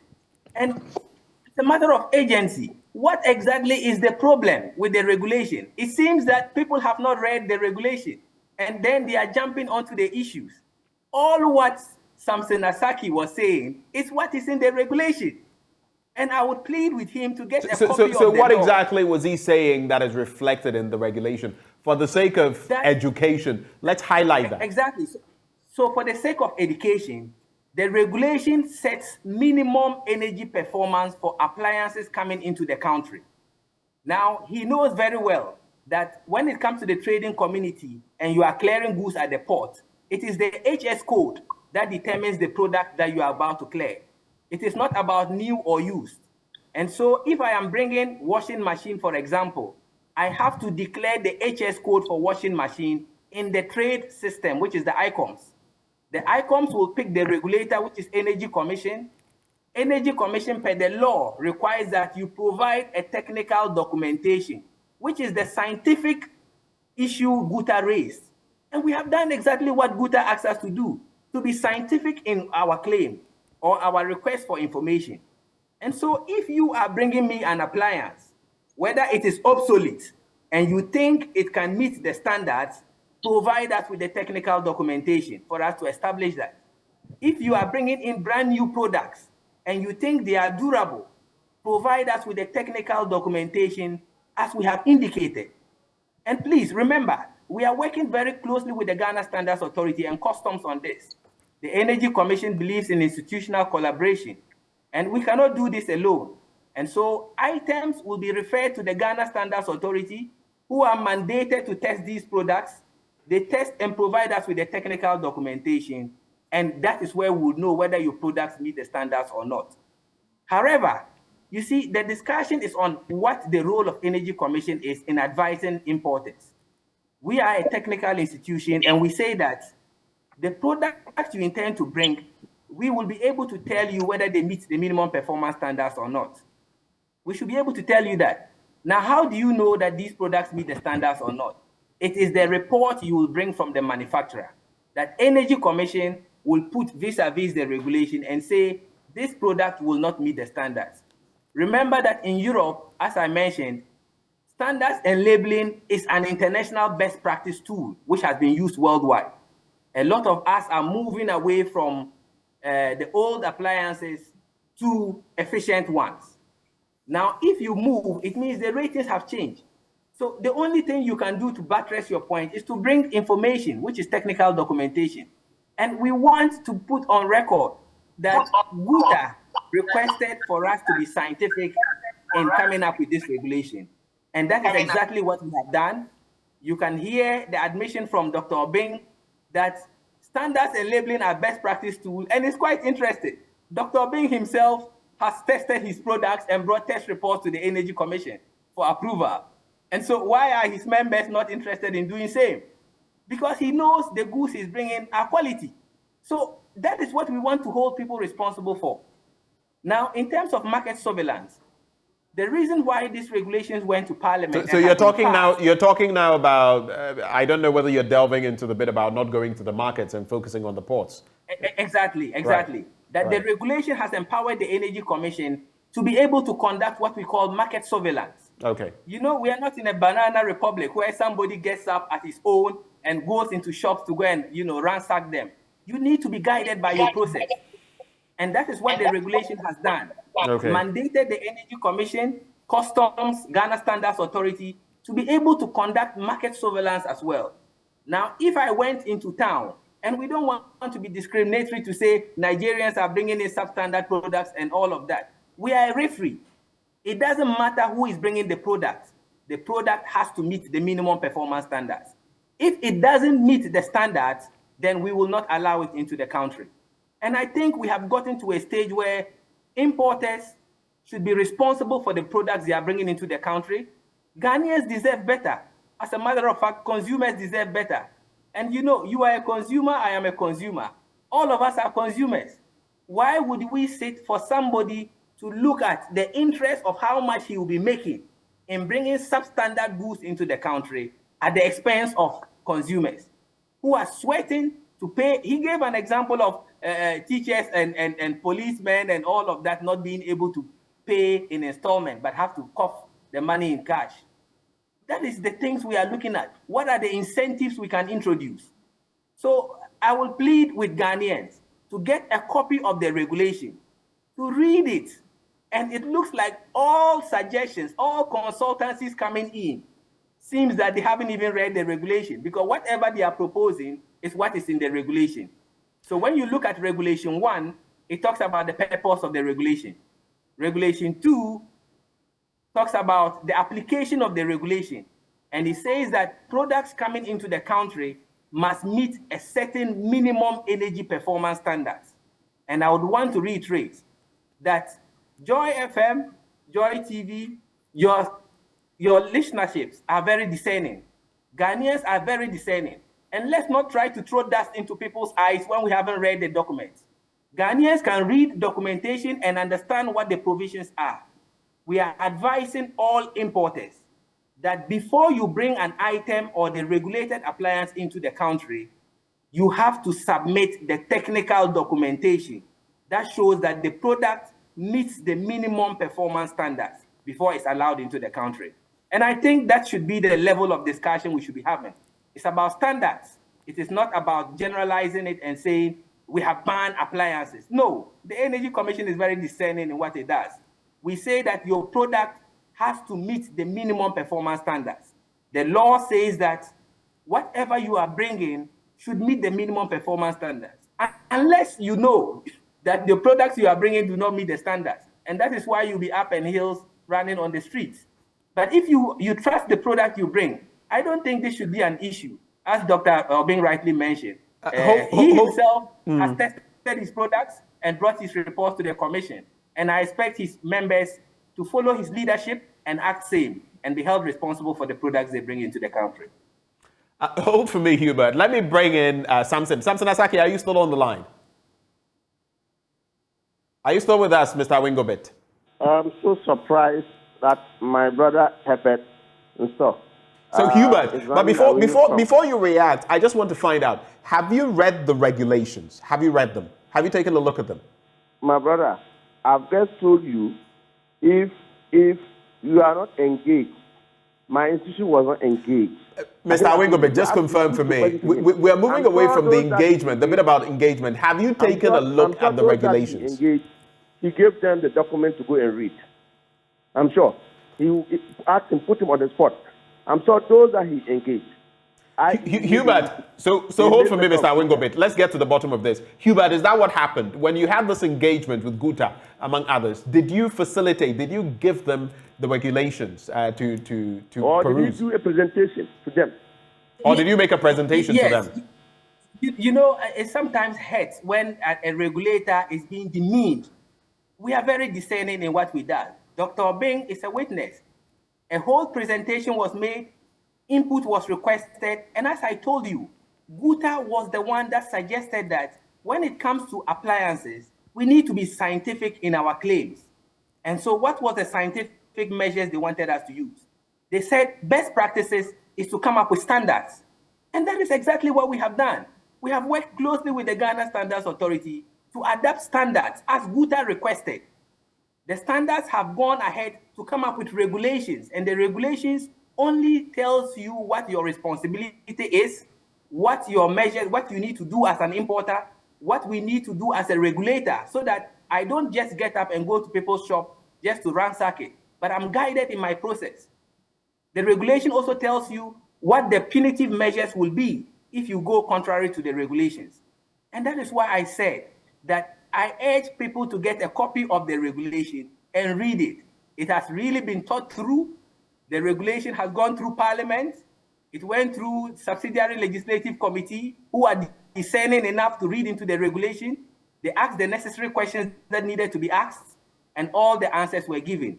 Now we have it as a law, and the law is saying we have set minimum energy performance standards for appliances that are coming into the country. Okay. And let's not misguide people about ban on used appliances and all of that.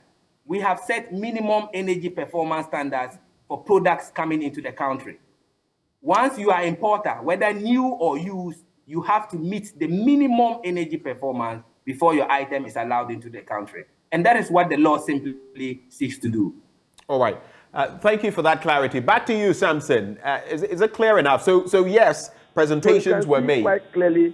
You can see quite clearly that Herbert is doing everything possible to be silent on the question that you asked.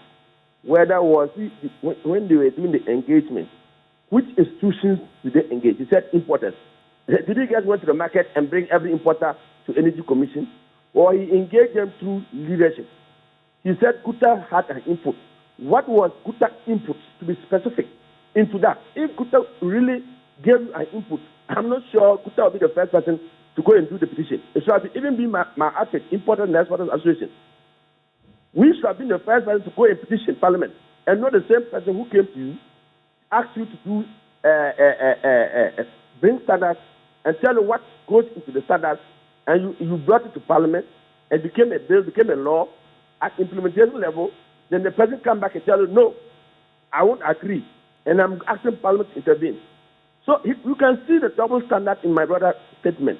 He's my very good brother, Herbert. I'm sure you know me and I know you. Are you aware of Importers and Exporters Association in Ghana has playing a very pivotal role in this country so far as trade is concerned? Did your office wrote to my office and we ignored or we refused to attend? Did you send even the regulations, even if you could not get us to engage, my office to engage, did you send the regulations to my office? Can you please read this and give us your feedback or your comments?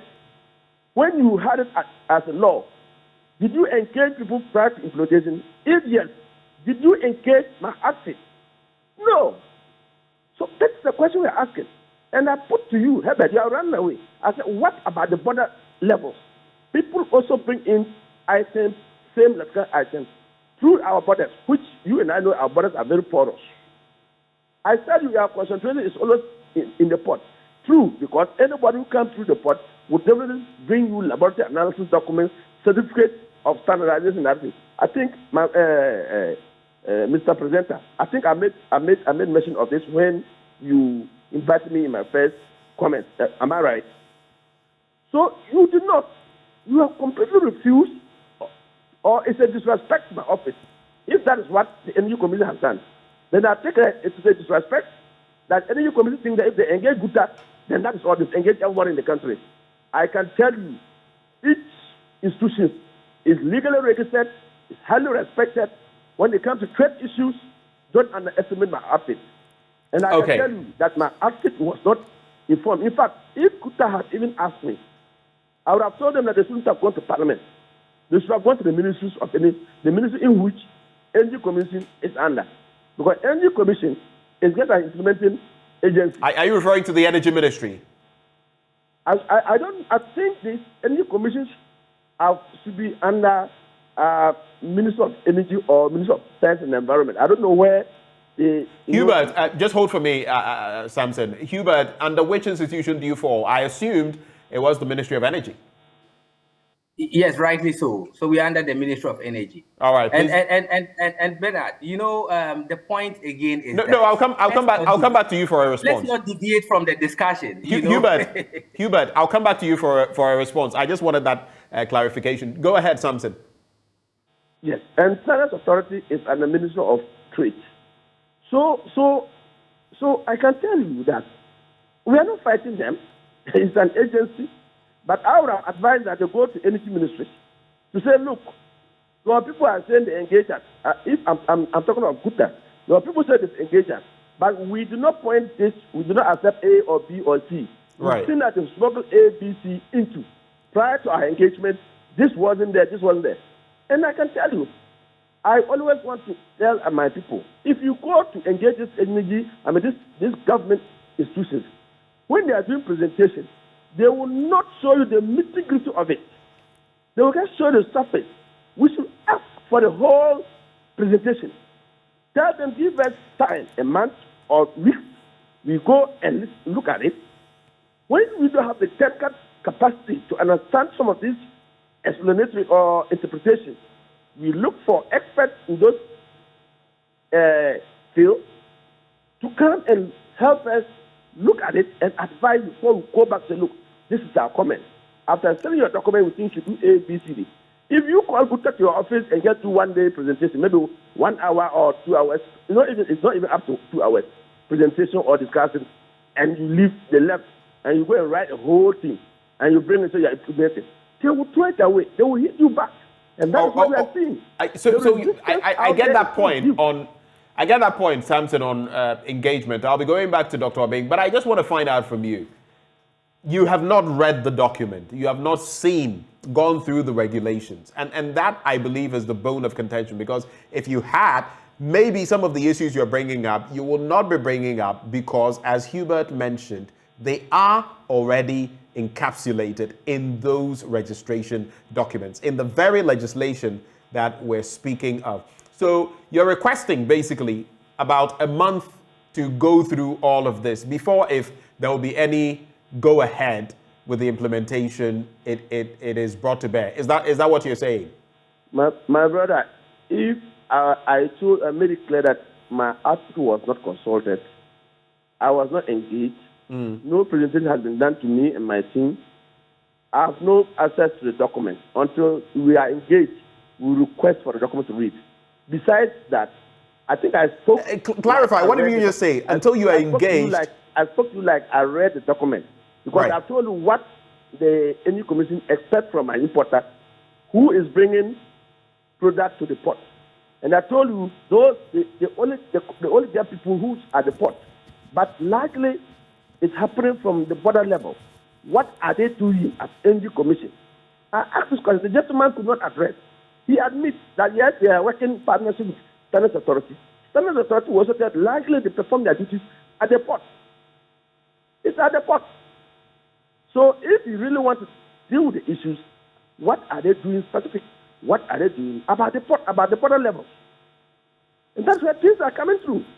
All right. And I asked him, I pushed the question, you didn't push him. Is he saying all used items are completely baller? Is that how he understands as used items? I believe when I go to him for his final comments, as I wrap up the conversation, he would react to that. But let me come to Dr. Oppong. Doc, are you back with us? Yes, I'm here. Right. You were making some, I was asking you about the used second-hand dealers and whether you stick to the bit about the fact that this new legislation will create unemployment, as you have put out there, and whether you'd continue with your engagement with Parliament. Briefly on that, and I'll take your final words, gentlemen. Okay.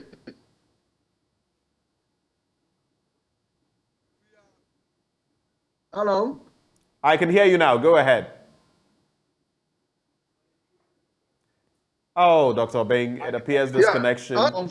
Really conform best practices in the world when it comes to standards are already coming to these standards as is being requested by Energy Commission. So we do not have any problem with that. What we have problem is outright ban on that. It will not have their dependency on that area. We are talking about 200,000 people being employed in that sector. And what they bring also serve the generality of Ghanaians. If you want, let's go and ask questions in the public. People, it will surprise you to know that the greater majority of Ghanaians want this used products more than the new ones. And so once it is established here, now I'm convinced that these used products are not banned and that we are only talking about standards. We will educate and we will also seek a meeting with Energy Commission so that we take our time to explain these standards to our members so that before they bring their goods, they know what they have to do. And it is very important. What I want to say again is that... Okay, so Dr. Oppong, just hold your horses for me. Gentlemen, I apologize, but just hold for me for just a few more minutes. Let me bring in my colleague, Bernice Abubeidu-Lanza. She's interacting with some people in La Paz, some traders, on the back of this very matter in La Paz. Bernice, if you can hear me, over to you. What's happening on the streets of La Paz? This is the enclave, largely in Accra, where you will find used electrical appliances imported into the country. But since the first ban on the importation of used fridges was announced sometime in 2013, you see that some of the sellers try to mix and merge with unused fridges. But largely, when it comes to kettles, microwaves, washing machines, and others, you will find that the used or the unused products are imported more. There's a gentleman here who would like to share his thoughts with me. He's called... Yes, he's called Mr. Jenny Mboate. Pardon my miss there earlier. And he has concerns about this directive by the Energy Commission. Into also how Panis, and what are your concerns? My concern is fridge na wo twemu no hame. Because emro na eba no. Pacho be me kakra. Emro na eba no out 600 nisi so motor no compressor no. Use one no so e wa ha no out 600 ma kire TV reporters are one who say I'll say so the difference in anything I will try use when see Ghana nipa say energy pay be 20 million a month. Oko to table top new one crowd 22 million. High end the Energy Commission on your low be a boy and say I'll say send an famra ye phenomena and 134 and the famra near the Nwaba near ye out 12 and maybe you. R600 near capacity of the motor, no? Yes. All right, so Mr. Denim Boateng is basically saying that when he checks the capacity of the motors of the used fridges, they are similar to the ones of the unused fridges, and so he thinks that the Energy Commission should be more specific, especially when it comes to used fridges, and lift the ban entirely. But Sisiano, any fridges and or microwaves, water heaters near there, no, their new laws are a guide there. No, memo example say be out they buy say kita manual I tron or bro for me must have an English written manual. Say I will be to can you use appliance effectively, and say it could beyond a certain number of years so that the energy draining capacity low. Energy Commission see when in because says our appliances where the be bar. I thought they be a draining demand so much that we need to produce more to meet the demand. When we do that, we are balancing and Ghana so say yes, a dumping site for substandard used or even new products. So because I have a dumping site for that used items na me into because Ghana has iron rods that the metals and they can take it to the steelworks. Normally iron rods are mine. Yes, car be the best 20 years. And Ghana the back cry bit to China the iron rods. Yeah, import steel no and some farmer has it. And the some no can MY 2. Other normal privatizing electricity. In UK, Matna UK da. UK near electricity companies about 3. And me come Mr. A ho na mempa, me come Mr. B ho. I have to acquire monopoly nipa ba kope. And we baby enko. And the abano so entrance in no one privatizing electricity companies. No amount for me maybe. But does that lead to efficiency? The fact say you can actually use or consume less, but because you want to make the system open up the system and reduce the monopoly or take off the monopoly in Intino, you allow wastage. There be any wastage. Abano on tiasi and here for my wasim. Ubiti kurase sebe wadoko ko kura chocolate we ni bida. Aba na odi chocolate ko ho. On fait bien ko. Enti obi so ti man we mo niska use atem na obeto. In UK there's a youth stores, charity stores. In America, I live in Virginia. Salvation Army big store to mukra obeira. And there's another 3 stores. Oko ha bibia ho. One more ye nema no kra. One say wo youth stores. Apart from fridges, the Energy Commission and Casa Mamunfa used near Mambao, just that they want to regulate standards. No? The standard is outside and the Sydney one. So, main concern the fridges. No? Fridges. Okay. Okay. The outside and the Sydney one. So, the outside and the used one. So, one minute can say, mature will be outside. So, what's the difference? So, Mr. Jenim Boateng, he's largely concerned about the fridges because he's an importer of fridges. But he's basically been saying that there are poor people in this country who cannot afford to enter a shop to buy a new fridge. And so they would just have to get a used fridge. He also cites examples of his personal experience in the UK and the US where there are charity stores. He says he lives in Virginia where there's a Salvation Army store. There's 3 stores where people can go in and buy used products. I just pointed out to him that when it comes to the other electrical appliances, like water heaters and the others, the Energy Commission is not saying they shouldn't be imported at all. There are regulations or standards that must be met. He thinks that it's neither here nor there, and that people must be allowed to purchase used items. Yeah, that's the only Yakasa. So Mr. Jenim Boateng has been sharing his thought with us. But like I said, Benjamin, when you come to this enclave, you would see a lot of used fridges, a lot of used electrical appliances.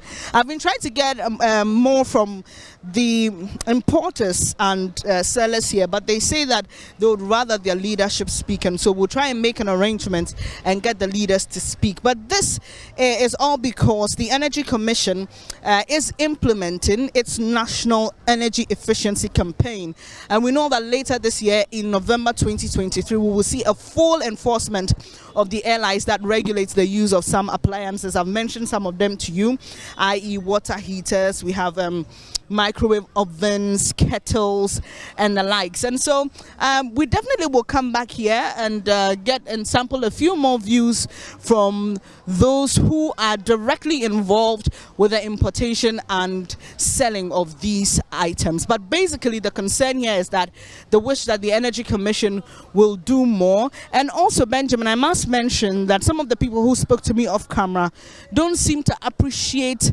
the issues clearly. So I had to take my time to explain to them exactly what the Energy Commission was doing. And so they're also demanding a breakdown of the issues. They say that, okay, if IE is what the Energy Commission is saying, then they need to understand further. And so they would wish for further engagement. So this has been the little I've been able to gather here this morning from La Paz, Nyameche, where it's, literally a hub for used appliances here in Accra.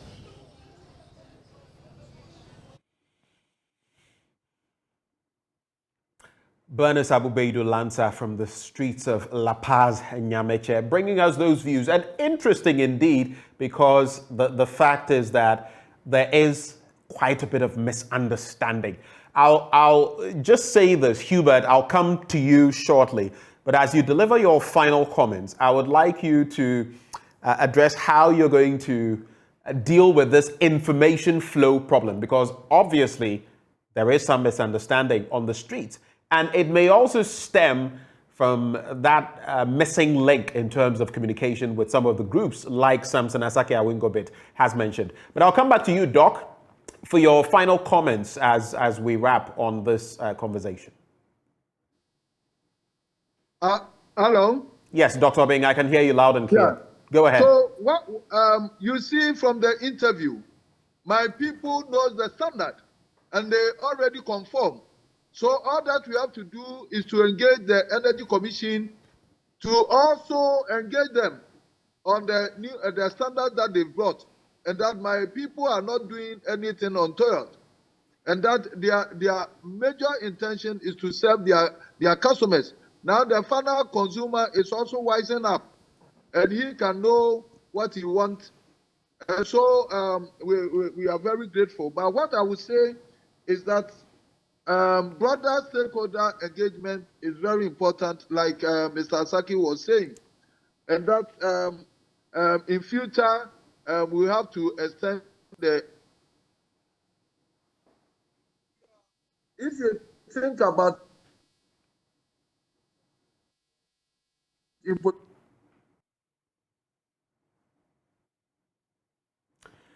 It appears we're having many challenges. Dr. Oppong, my apologies to you if you can hear me, but there are many challenges with your connection. We'll have to sew it up from here. Hubert, so you've heard, I posed some questions to you earlier. What is your reaction and how are you going to bridge the gap, the information flow gap, to ensure compliance, because the law is here with us? Right, so thank you very much. And as I earlier indicated, it is obvious that a lot of people have not read the regulation.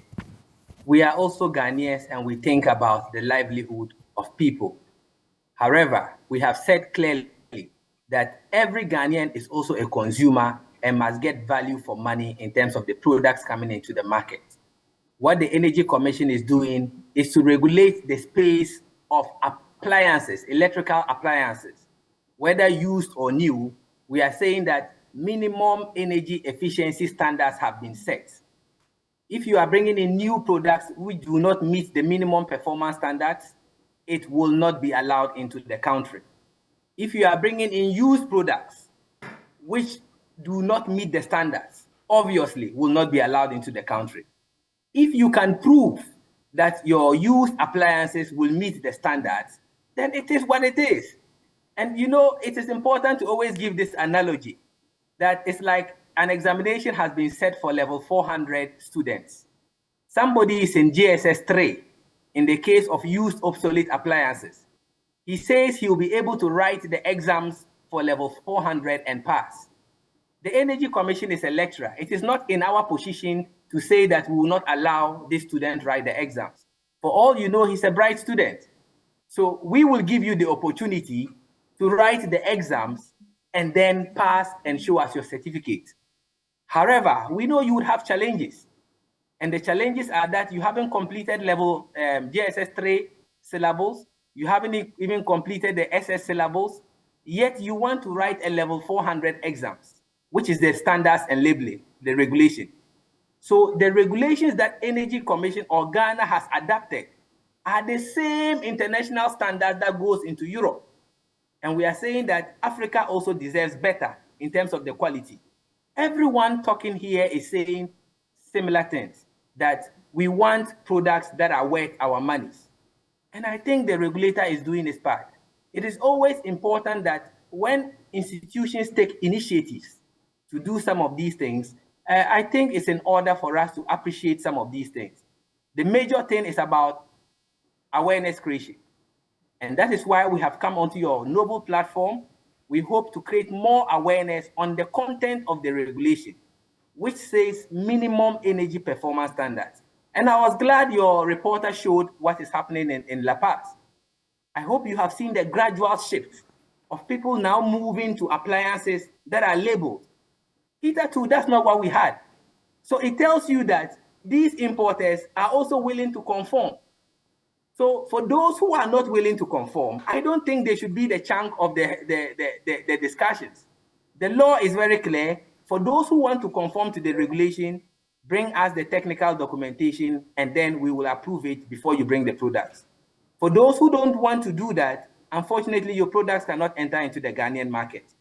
And just to clarify the R600 issue they spoke about, the R600 is the refrigerant that is contained in the refrigerator. Right. Now, this is regulated by the EPA. The refrigerant also has an effect on the efficiency of the product. So you will bear with me that if you bought an appliance which was brand new, efficient, it met the minimum performance standards, and you have used it over a certain period, definitely you would lose the efficiency. Now, even if it loses the efficiency and you can provide a test report that it meets the minimum performance standards, then you are allowed to bring the product in. And that is as simple as that. However, if the product does not meet the minimum performance standards, Benjamin, I don't think it will be fair to this country. Just because somebody wants to make a selfish interest of making profit, we are allowing substandard goods. And you remember Asaki in his submission made reference to items coming from the border and saying they were substandard. How do we establish that? It is the regulation that is going to allow us to establish all of these claims by taking the samples to Ghana Standards Authority, conducting a verification test, and then we can be very professional in our activities. It is not about tagging people and saying Nigerians are bringing substandard goods and all of. No, it's not fair as a regulator to do that. Right. I made mention of this fact as well to cap off. Should meet the minimum performance standards. Right. To cap off the conversation. So, in terms of the information flow, in terms of ensuring that there is compliance, how are you going to go about it now? Right. So, in the wisdom of Parliament, a transitional provision was made in the regulation. And, we also hear this argument that you have brought a law and you want to enforce. I mean, it's very clear they haven't read the regulation. There is a transitional provision in there of 1 year, which is supposed to allow the Energy Commission, the Customs, the Standards Authority, and the police be able to conduct awareness creation, because we know that people's goods are on the high seas. People have their items at the port ready to be cleared. They have to be able to clear these items and be aware of what the requirement is. The doors of the Energy Commission is always open to Ghanaians. I mentioned that our role is to play the role of a referee between the importer and the manufacturer. So if you're an importer, before you bring the product into the country, it is important to come to the regulator and say, this is what I intend to bring into the country. I want to know whether these products will meet the standards or not. And the Energy Commission would gladly advise you and tell you that these products will meet it or will not meet it. If they do not meet it, we don't expect you to invest your capital in those products to bring them into the country. Right. And once you bring them into the country, it is our mandate to protect the consumer from those bringing these substandard goods. Another submission I want to make is that the ban on used appliances or used refrigerators was passed way back in 2008, Benjamin. And we should be fair to this country. Again, a lot of people are not reading what the regulation is saying. It is not a law that is coming in today. It's been there since 2008. We gave a full transition up to 2013. Right. For businessmen to roll up. So the discussion didn't just start today. Right. It started as way back as 2008. And I suppose the discussion will continue. We can't have the entire discussion here, but the discussion will continue. Hubert, and just to, it's good catching up with you as well. You remind me of our days at the Spanish department of the University of Ghana. We were there together. Hubert, really good to have seen you again. And continue with the good work. Hubert Nsozan is Assistant Manager, Energy Efficiency Regulation at the Energy Commission of Ghana. We also had joining the conversation Dr. Joseph Oppong, Guta President, together with the Executive Secretary of the Importers and Exporters Association of Ghana. I'm talking about Samson Asaki Awingobit, who wasn't very impressed with some of the answers that Hubert was giving. But I am hoping that, jaw-jawing will be able to bring all of us on the same page within the transitional period of 1 year. Now, stay with us. When we return on the AM show, we talk education. We know funding is crucial for educating oneself, especially in our part of the world. But the question is, when it comes to the GET Fund, for example, are we doing the right things? Are the institutions involved doing the right things? Do we need to uncap the funding, or maybe even accessibility to the GET Fund? We'll be discussing that with the president of NUCS, Dennis Labi Ampofu, who joins us shortly for a conversation. You don't want to miss it. We'll be right back.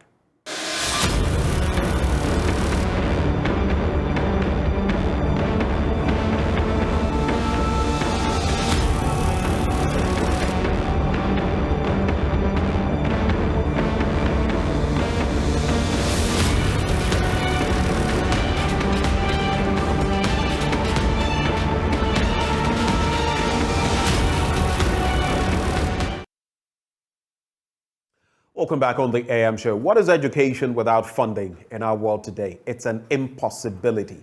Some way, somehow, our students must get funding at the tertiary level. In comes the GET Fund. But now there are problems because of that capping, for which reason the National Union of Ghana Students is calling for an uncapping of access for the GET Fund to secure the necessary funding for the many add-ons in terms of the numbers who would want to access the fund. Well, what are the dynamics of that situation? We're hosting this morning NUC's President, Dennis Appiah-Labi Ampofo. Mr. Ampofo, a very good, is it Labi Ampofo? Hyphenated, yes, right? hyphenated. Labi Ampofo. Yeah. A very good morning to you. Thank you very much. Good morning to you too, Benjamin. The last time we spoke, you were on Zoom, and you're always ferocious on the other end, speaking passionately about students' issues. But let's get the background. How did we get to this point with the capping and now the call? You were in Parliament recently to put a petition together. But how did we get here? Okay, so thank you very much. A very big good morning to all your listeners and viewers, and then to students of our country. The 10 million of us all across the length and breadth of our country. Somewhere late 1990, ending of the 1990s, there were concerns about how education is being funded in Ghana. The concerns stemmed from the low investment into education. So with the support of the National Union of Ghana Students and the entire student front, there were calls for the establishment of a fund that would have the core value or the core mandate of financing or assisting the finance of education nationwide. So fast forward, the bill was put to Parliament, and then in August 2000, it was assented. In the year 2001, the SY President, Kojo government, now established the Ghana Education Trust Fund as an administrative body, as per Act 581, to regulate the operation of the GET Fund. Quick forward, we have a 2.5 component of the value added tax. That is 2.5%. 2.5%. GET Fund levy. GET Fund levy, as mandated by Act 581. And now,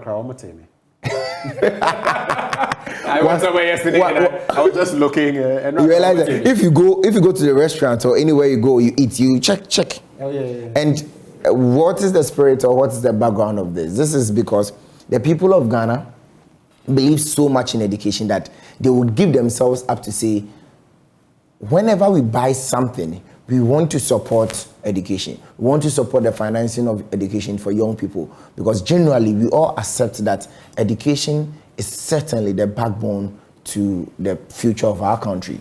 So the 2.5 that is paid every percent on every commodity that people buy in shops and what have you goes to support education. That is what the ordinary Ghanaian like yourself, that's what you know.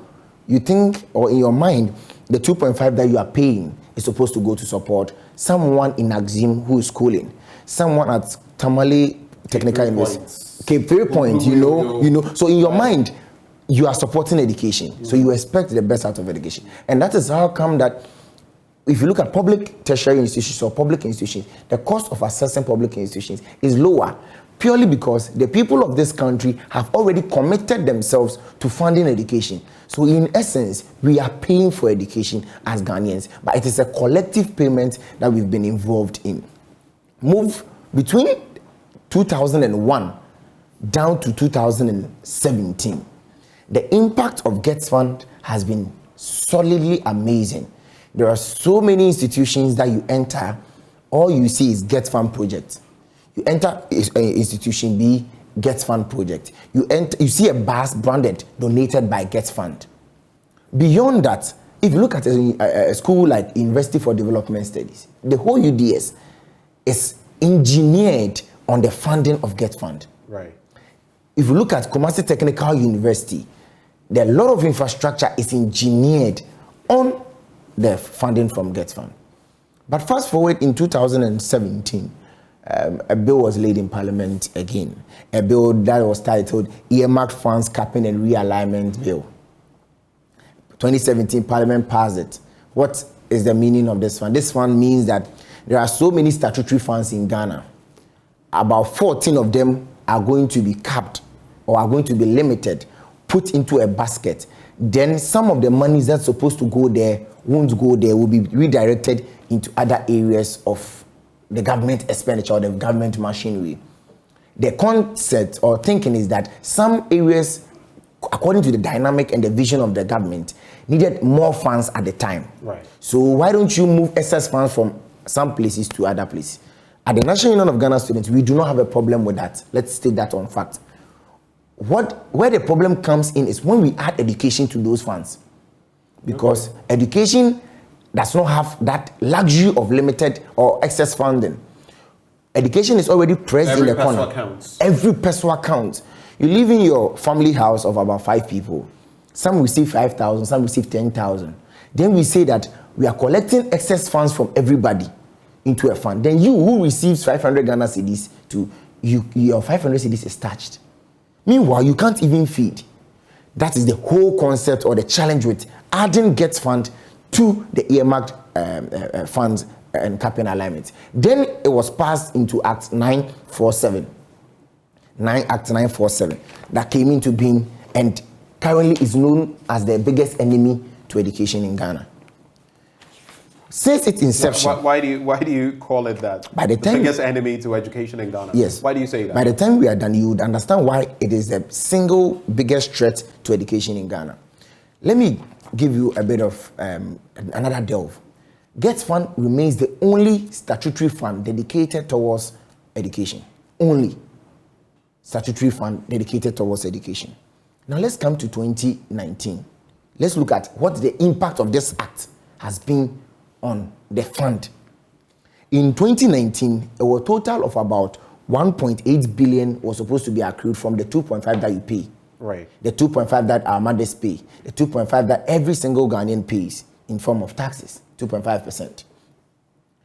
1.8 billion was supposed to be accrued. But by the powers of this act, the finance ministry only allocated 1.2 billion.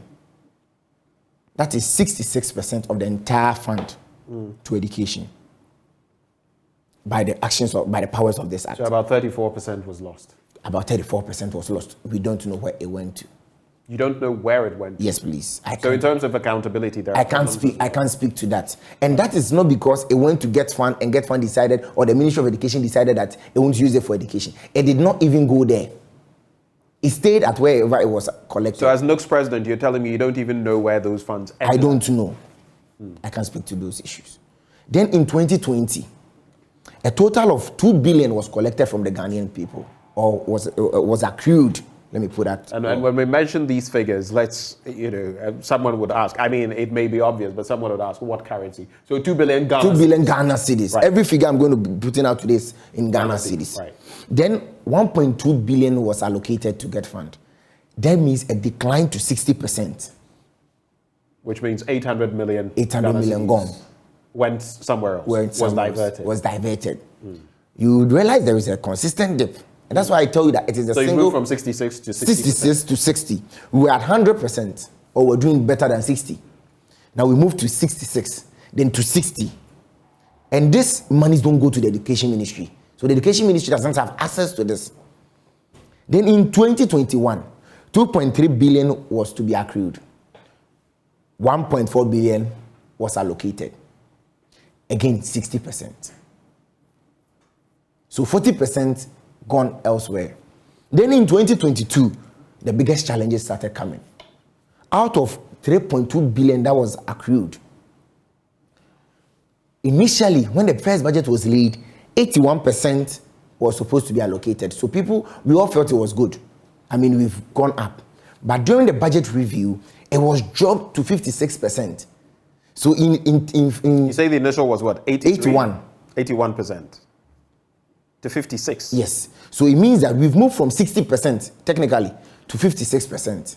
So steady, there's been a steady decline from about 100% or let's say above 90%. Yes. To 66%, to 60, and now 56. Good. So now you realize that it is a consistent decline. There's a consistent decline. Now that is not where all the problems are. In 2023, that is this year, the year of our Lord, 4.6 billion is expected to be accrued. The finance ministry lays a budget, and the saddest thing in a 2-decade period of our education over the last 2 decades is that 39% is allocated. 39%. Yes. So it would mean that from 66% in what year? Do clarify. 66 in 2019. 2019. So over a period of about 4 or 5 years, we've dropped to. There's been a decline of about 27%. Up to two. So now we are in get fund allocation. Or allocation. Yes. So someone during our protest the last few days, someone had a placard that read, "Even God takes 10%." For tithes. For tithes, but we are paying 61%. Now, don't you feel it could be on the back of the economic situation we find ourselves in? Yes, people like me, like I said yesterday, I did something and I saw the receipt, and of course, we still even have COVID-19 and all of that in there. But I saw clearly get fund levy, I think 2.5%, and it was taxed. You get it, so I paid. But don't you feel it is on the back of the economic situation we're facing, though we do not know exactly where these funds have been ending up? So the reason why the excuse of the economic situation will not surface is, first of all, one, this decline did not start last year. It started in 2017 or 2018. So we cannot use this current situation, which I have admitted to that we are in tough times. We cannot use that as a measure. But the fact that it didn't start from here doesn't mean that this economic situation hasn't exacerbated. Made even more dire. So the reason why you can't use it as an excuse is that even when this did not exist, you were doing it. So this cannot be an excuse. Right. Now hold on. But beyond that, with that same logic, you could say that you were doing it before now, but it's going to get so now you're going to worse. It's going to get that is worse. That's where the principle of what your real commitment towards education is. Now let me give you another. Are you saying there's no commitment towards education? We'll get to that point very soon, don't worry. We get to a point where we analyze what is the total percentage of get fund to government revenue. It's 4%. Okay. So it really does not save your problems much. But every little counts. If you looked at our DDEP and you looked at the struggle with even pensioner bondholders and the rest, you would realize that every little counts. The same every little count will be used very soon. Let's put that one down. Every little counts. Right. Every little thing counts. Now, we get into the educational frame and you realize that education is one of your top priority or your sensitive areas. If you have issues or if you have challenging issues, one of the key areas that you ought to be quick to find fund to go would be education. Your food, your health, your education. Clearly. So if there is any place that every little counts, really, then it is education. Where you have over millions of Ghanaian students sitting or in classroom without desks. Every little counts. Where you have students packed up in lecture theatre standing. Where medical school students stand at the windows of gates to listen to human biology lectures. Then every little counts. Where you have student loans unpaid. You remind me of my days at the University of Ghana. Sometimes the classes would be full and you would have to... And I'm referring to medical school. Right. Medical school. So someone sits behind the window to take lectures for human biology class. Then you get to student loan, where you have second semester arrears. You've launched the brilliant no guarantor policy, and now you have a target of about 70,000 students to service. Then every little counts. Because there's an increment now. There is an increment. Huge increment. Huge increment. You have a free senior high school policy that has increased your secondary enrollment average to about 80%. Then every little counts. Now the same every little counts brings you to scholarships unpaid, where students are stranded. Then every little counts. You have a lot of reasons to know that every little counts for because education. by extension, if you're bringing in the numbers on free SHS, it also means there are going to be burgeoning numbers getting into the tertiary institutions, and there are going to be more people who would require get fund funding. One, why do they require get fund funding? Now we move to what the situation or the situation has been this year, and why we are extremely worried that there is an attack on education this year. If you look at the global average, what is the global average expected of government that Ghana is a part of? The global average is that your total expenditure, the global average with international community standards, which we have signed on to, is between 15 to 20%. Governments all over the world to be counted as doing well or progressing is expected to allocate 15 to 20% of the entire expenditure towards education. Last year we did 17, which was good. Previously we've been doing an average of 17, which is very good for us as a country. But imagine this year we are doing 12.9. So it's a fall. It's a huge fall. We were doing above the 15%. Just last year we were doing 17. Right. And now we've fallen to 12. 12.9. 5 percentage point decrease. And that is hugely serious because you realize that if you look at the GDP figures too, you're expected to do between 4 and 6% of your GDP into education. Last year we did 4.03%. This year we are doing 3.09. So on all fronts, there is a. So that's practically a shade of 1% less than GDP. What we did last year. Total expenditure for education this year is about 24 billion.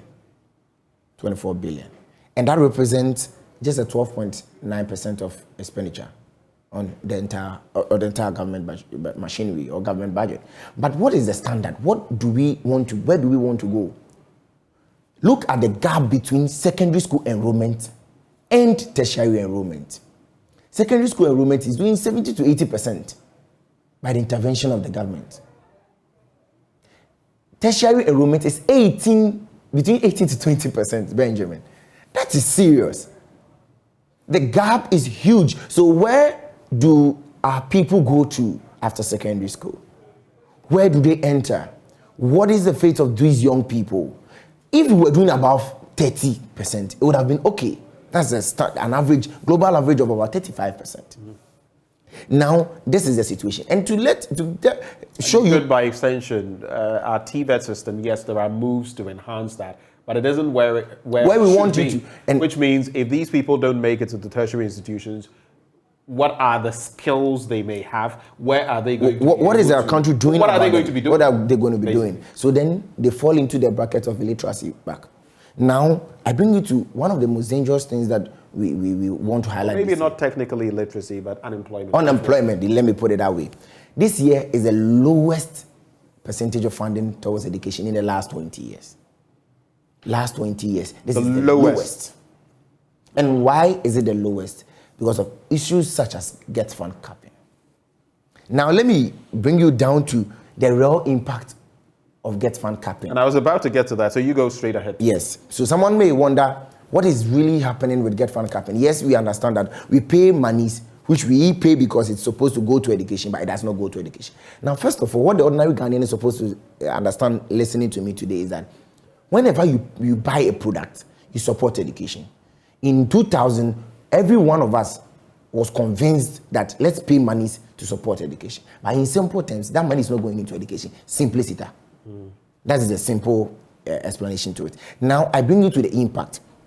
I mentioned to you that student loans are unpaid from second semester arrears. Last week, we had some monies paid to student loans and the amount of relief it brought into our country. But even with that, why is student loan always in arrears? You always hear us complaining, the student loans are not good, the student loans why is it in arrears? Because according to the Student Loan Trust Fund Act, there is an amount of money that's supposed to move from Get Fund to student loan. So take Get Fund as the daddy of the house, who finances every aspect of the house. So the entire Ministry of Education is struggling because its main financing model or financing source independently, which is not on discretion, is struggling. So I've shown you student loan. Now bring you to infrastructure deficit. The level of infrastructure deficit in our various institutions have been occasioned by the struggling of Get Fund. Because Get Fund is built to finance infrastructure projects, huge infrastructure projects. We cannot necessarily expect that universities IGF will do infrastructure because that has a rippling effect, and that brings me to the next impact, rising school fees. So if you look at the bills from our tertiary institutions, there are some lining items you will find accommodation levy, lecture theatre levy. Students are being levied to build lecture theatres. But that is not their job. The job of Get Fund is to build infrastructure, is to provide infrastructure support, just like it happens in our universities. Now let me bring you to what happens to the 21 agencies in the Ministry of Education who receive funding or funding support from Get Fund. At the end of the day, you've given the Ministry of Education a job to do, but you've not provided the requisite tools to execute that job. Now, you've heard about the issues of YEA, the non-payment of YEA personnel and what have you. Right. This is also because of GetFund capping. All of that is tied to it. All of that. Because according to the YEA Act, about 5% money, some money is supposed to move from GetFund to YEA. So then I bring you to the YEA issues too. Now, you've heard about scholarship secretariat, the challenges of the scholarship secretariat. Funds not moving, payment, non-payment, and every day we are bashing the scholarship secretariat. Does that include the payment of stipends to our brothers and sisters in different parts of the world? Please. And I always bring up that issue because I was in Cuba many years ago on scholarship. You know, I read Spanish and I... And in those months that it did not come, trust me, it was not, it's not a very pleasant experience being in someone else's country, wholly reliant on these funds, well, for most people, and seeing them not come through. It can be deadly. So now you realize the perspective or the magnitude of what we are dealing with, the impact of capping GetFund on so many areas. So you hear students in UK crying every day, scholarship secretariat. I have a doctor friend in the UK currently whose stipends have not come through in a while. And you realize... And this is what they use to pay their utilities and everything. You realize the amount of bashing that goes to some of these agencies. But this is connected to it because GetFund is supposed to allocate monies to scholarship secretariat to support the funding of scholarship secretariat. Now I bring you to even GES. Some of the basic education infrastructure deficit. You've done a lot of documentaries, a lot of news items on some of the situation of schools in our basic schools, in our primary schools. It is a mandate of the GetFund to provide support to Ghana Education Service to complete some of these projects. Now, GTEC, the Ghana Tertiary Education Commission, who is also supposed to provide monies for our tertiary institutions. One of the specific parts is our training colleges or our colleges of education. If you get into our colleges of education, you realize that the infrastructure deficit is worse than what is happening in our universities. This is where it's coming from. Tell me though, when it comes to the tertiary level, I mean, this is a widespread problem from all the levels of education. But when it comes to the tertiary level, what has been the real impact? How many people are affected by this? Can you give us a ballpark figure in terms of those who need to secure GetFund or get funding so as to be able to pay their fees, move on, and who are not having access to it? Can you give us a ballpark figure? So for every single tertiary institution you have in our country, all is affected. Talking of government? Yes, government supported. And even with the private, I'll come there. Then you look at our students who are on student loan. About currently we have about 20 to 30,000 on our student loan system. All of them are affected. If you look at about our 9 million students in basic education or in the basic education are affected. About our 2.3 million students who do not have access to DEX are affected. About our over 3,000 schools under trees are affected. Now, let me bring you to some perspective issues. If you look at, someone will ask, how much has been diverted so far? Over 3.6 billion has been diverted over the last 4 or 5 years. What could that have done in the education? All single schools under trees could have been eliminated because the amount of money needed to eliminate all schools under tree is pegged around 3 billion. So with those 3.6 billion, we could have eliminated all schools under trees. So now you realize that it affects every fabric of our educational perspective. And now, to one of the very worrying issues, if you've noticed, the Ministry of Education has started the STEM schools. So 2 angles where I want Ghanaians to be very passionate about and be strong on our cause to uncap GetFund. One is our STEM schools, that's the science, technology, engineering, and mathematics schools. Secondary schools which are dedicated purely for STEM. I saw one from Awaso, beautiful. One Bosomche, beautiful. Beautiful schools with so much to offer our country. Imagine the number of schools that raise 3.7 billion can, over 100 of them. And imagine the impact it could have on us. Now look at CTVET. CTVET is our drive towards tertiary, technical and vocational education. I have said that one of the most strong or one of the most performing aspects of our education over the last 5 years has been our TVET drive. It is not where we want it to be, but then clearly there's been so much investment in our technical and vocational. You look at the equipment we are buying for them. CTVET is funded by Get Fund. Technical and vocational education has funding coming from Get Fund. So now, Benjamin, ask yourself, how are we going to drive STEM and CTVET? The minister is all over the place. The CTVET commission is all over the place trying to do all of the things that they're doing. But the biggest question is, where do they get funding to run these things, the vision that they've outlined, if these things, the fund does not go? Now, why must we uncap Get Fund? Why must we uncap Get Fund? The first reason why we must uncap Get Fund is that there is a social contract between this government and the people of Ghana. What kind of social contract am I talking about? One of the most notable visions of His Excellency Nana Addo Dankwa Akufo-Addo has been education. He's received commendation from the National Union of Ghana Students from so much of the interventions he's put into. In fact, currently he serves as the chairperson for the coalition of 20 countries who have reaffirmed their commitment to SDG 4. You look at the Minister of Education, typical educationist with STEM as his vision. The contract between them and the people of this country is to see education as a priority, education growing and thriving. You do not have such a contract with people, and then it becomes a challenge funding it. Then secondly, in 1999 to 2000, when the National Union of Ghana Students was invited to discuss Get Fund, it was at the backdrop of the promise that it would go into education. How would government come to students again to tell us that indeed, let's pay another levy for education? It will be difficult to convince any student because the one we paid is currently declining, which is likely to get to 20% one day. I mean, not just students, but the generality of the people. Because if my 2.5% is not ending up where it ought to in terms of facilitating education, then it becomes who are at the tertiary level who need it, then it becomes a problem. So now, the way forward, or where are we going to? What is the way out?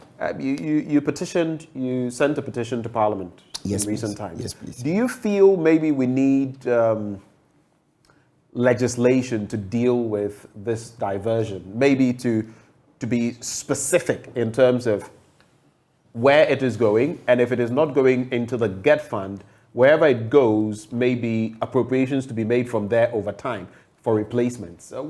What is your thinking on that? So the issue of legislation is very real because it was out of legislation that this capping came into being. So there are only two ways that the education Get Fund survives. Either the Ministry of Finance says that it's okay, we've lifted Get Fund. Because I spoke to the ranking committee member of education in Parliament, and the understanding from the Education Select Committee is that when the capping regime was being initiated, it was supposed to be for a time period, and then they stop it. How long has the capping been going on? The Act is Act 947 since 2017. So from 2018, there's been a steady decline. Now, how do we handle this is by the Ministry of Finance saying that I believe that the Ministry of Education and all the education agencies deserve the funds, need the fund, badly need the funds, so we won't touch it again. Or the same way, my mother will tell you, baby, the same way that Parliament gave it authorization. So Parliament cannot be exonerated out of this or cannot be shielded out of this. Parliament gave its blessing through the passing of the Act to cap Get Fund and to stifle education of its very needed funds. So Parliament must undo the harm. How? Currently, there is a private members' bill in Parliament, which was laid in 2022 on the 29th of November, which seeks to uncap Get Fund and to allow Get Fund have access to all of its funds. What's going to be your push on that? Our petition touches on that extremely. Our petition touches on just two requests. Request one, reject the 2023 proposed formula for distribution of Get Fund funds. So every year there is a formula that is used to disburse. The Select Committee of Education has a responsibility. their responsibility is to intervene and protect education. Their responsibility is that the schools in their constituencies, which are not in good shape, deserves funding. Their responsibility is to make laws that protect the future of young people in this country. So the first thing they must do quickly is to reject the formula for disbursing GET fund. Reject it wholly and fully. There cannot be any meaningful discussion about funding education in this country when GET fund is still uncapped. It's still capped. When GET fund is changed, our education is changed because education is expensive every part of the world. After that, quickly, the entirety of Parliament must move in a single file quickly for the sake of the young people in their constituencies. MPs must be worried about the schools under trees in their constituencies. If MPs are not worried about the schools under trees in their constituencies, about the training colleges in their constituencies who lack funding, about their constituents who do not have their stipend space, for student loan trust fund monies which are not going to their constituents, then parliamentarians really have a big questions to answer to Ghanaians. In all humility, they must quickly move to uncap GET fund. Set GET fund free, unchain GET fund, and ensure that GET fund has access to all its monies, so that the Ministry of Education can pursue the STEM agenda, so that the government of this country can pursue the CTVET, and that will only come from Parliament, because Parliament remains the last watchdog. As the National Union of Ghana Students, we've come to Parliament with our plea. We've petitioned the Select Committee on Education. We are hoping that by close of this week, we hear from Parliament. We are hoping that by the close of this week, the Select Committee on Education... Did you give them any deadline? We didn't give ultimatum. We refrained from giving ultimatums because we realized that it really doesn't work. There must be the will. There must be the political will. People must commit to what is necessary for our country. People must see our education as the only way of unlocking the potential of young people in our country. And that means investment into it. Right. So if we are not going to find discretionary funds to put into education, the statutory funding must not be touched, because the moment we continue the line we are on, then all the rhetoric about our commitment to education does not hold. Okay. So we're capping off the conversation now, and when you spoke about setting the GET fund free, you reminded me of the Bible. Let my people go. Pharaoh, so I think that in that the conversation. I mean, the plea can also go to the Minister for Finance, Honorable Kenneth Friata. We are begging him. The students of this country are begging him, Honorable, let our monies go, because even God takes 10%. So for us to be paying 61%. And over the years, you've moved from 66% to 39%, which is a difference of 27%. That's a whopping sum. You say what? 3.2 billion. Yes, is what has been lost. 3.7. 3.7 billion. Yeah. So for me, I mean, my concern mainly is considering the vision, the commitment that we've heard from the government. I think that commitment must be backed by funding. It must be backed by investment. We must put our money basically where our mouths are. So if we believe that we need to move STEM very well, then we must resource the Ministry of Education. Right. Then we must resource a GET fund to support some of these things. If we really believe in youth employment at Youth Employment Agency, then what we must do is that we must fund Youth Employment Agency. At the end of the day, as the National Union of Ghana Students, we remain committed to being the conscience of the nation. For myself as president and the team I work with, the young people across the country, all we are saying is that our future lies in the hands of our parliamentarians. The educational future lies in the hands of our parliamentarians. And you know the painful part, most of our parliamentarians were part of the struggles to establish GET fund. All of them were part of establishing GET fund. This is the time for the leaders of this country to reassure the young people that indeed we believe in education. And something you said that will ring in my head for a while, there's an attack on education this year. And there are reasons, if you follow the conversation, for his saying that. But Dennis, thank you for joining us. Thank you very much for having me. I think we are grateful too. We are grateful too for the effort you put in amplifying our voices. I mean, you've given us the time to be heard. It's a huge one for us as a student front for our country. Well, you should be thanking the Multimedia Group Limited, and we always stand for this. We try to be a voice for the voiceless. So thank you as well for doing what you do. Dennis Apia Labiampofo is the president of NUCS, and he is pushing this agenda. And CAP, the Get Fund. And he is pushing for legislation in that respect. Do stay with us, because when we return from the break, there's still a lot more coming your way before we cap off the show. It's all about the Head of State Awards and the Australian High Commission. Now, what is that marriage going to yield? We'll be telling you more about that right after the break.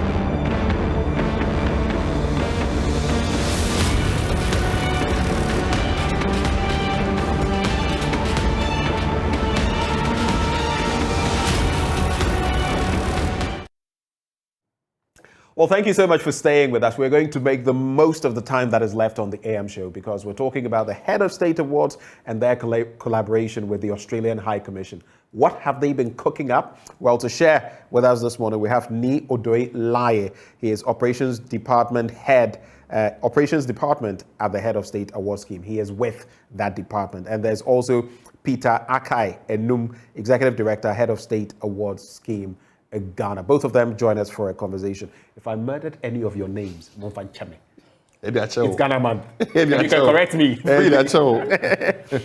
So, gentlemen, thank you so much for coming. I think for most people who would be watching us this morning, they would be wondering, recently we heard of some Head of State Awards and all of that, and now we're hearing of this collaboration.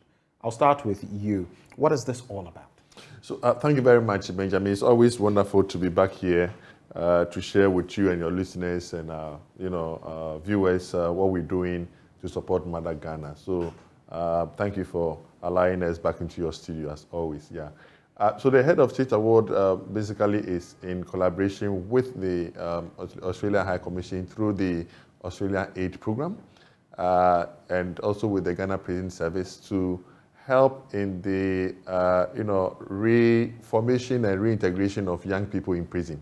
Right, back to society. We want to work to reduce recidivism. Where majority of young people, once they are released from prison, the way society views them as ex-convicts, right, they are unable to fit into community or society, and so they have no option than to recommit and go back to prison, because they feel that that's where they belong. Want to reduce that rate of recidivism, and so we're working with the prison service with support from the Australian government to help drive, that or support the arm of the prison service that talks about reformation and most importantly, reintegration back to society. How long has this been in existence? So so the Head of State Award has existed for a very long time, but this particular project is our newest flagship program. We had a pilot many years back, 2018. 2017, 2018, 1 year pilot to see how we could actually support the prison service in their work of reintegrating and young people back to society when they are released from prison.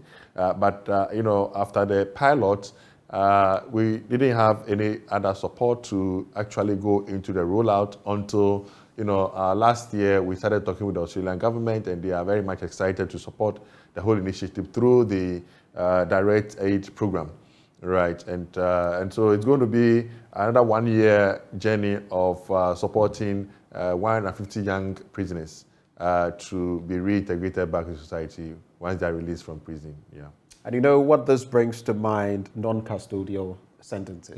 And it's also relevant because of Christian Achu, our own brother. He was pushing for that. It's something that I made mention of. And maybe even as we do this, we can also, lend a hand or some thinking in that regard. Absolutely. But for you, Ni, so when it comes to breaking the cycle of crime, what and why should we even be targeting this? It's like one director said, we realized that, our brothers from Senior Correctional Center and that of James Camp. The one in Roman Ridge? Yes, Roman Ridge. So we are using them as a pilot project for this year's project. So the reason is that I went there, and when I was interacting with some of the officers, they realized that when they go, they prefer to come back to the prison again. Yes, because of one stigmatization that they encounter.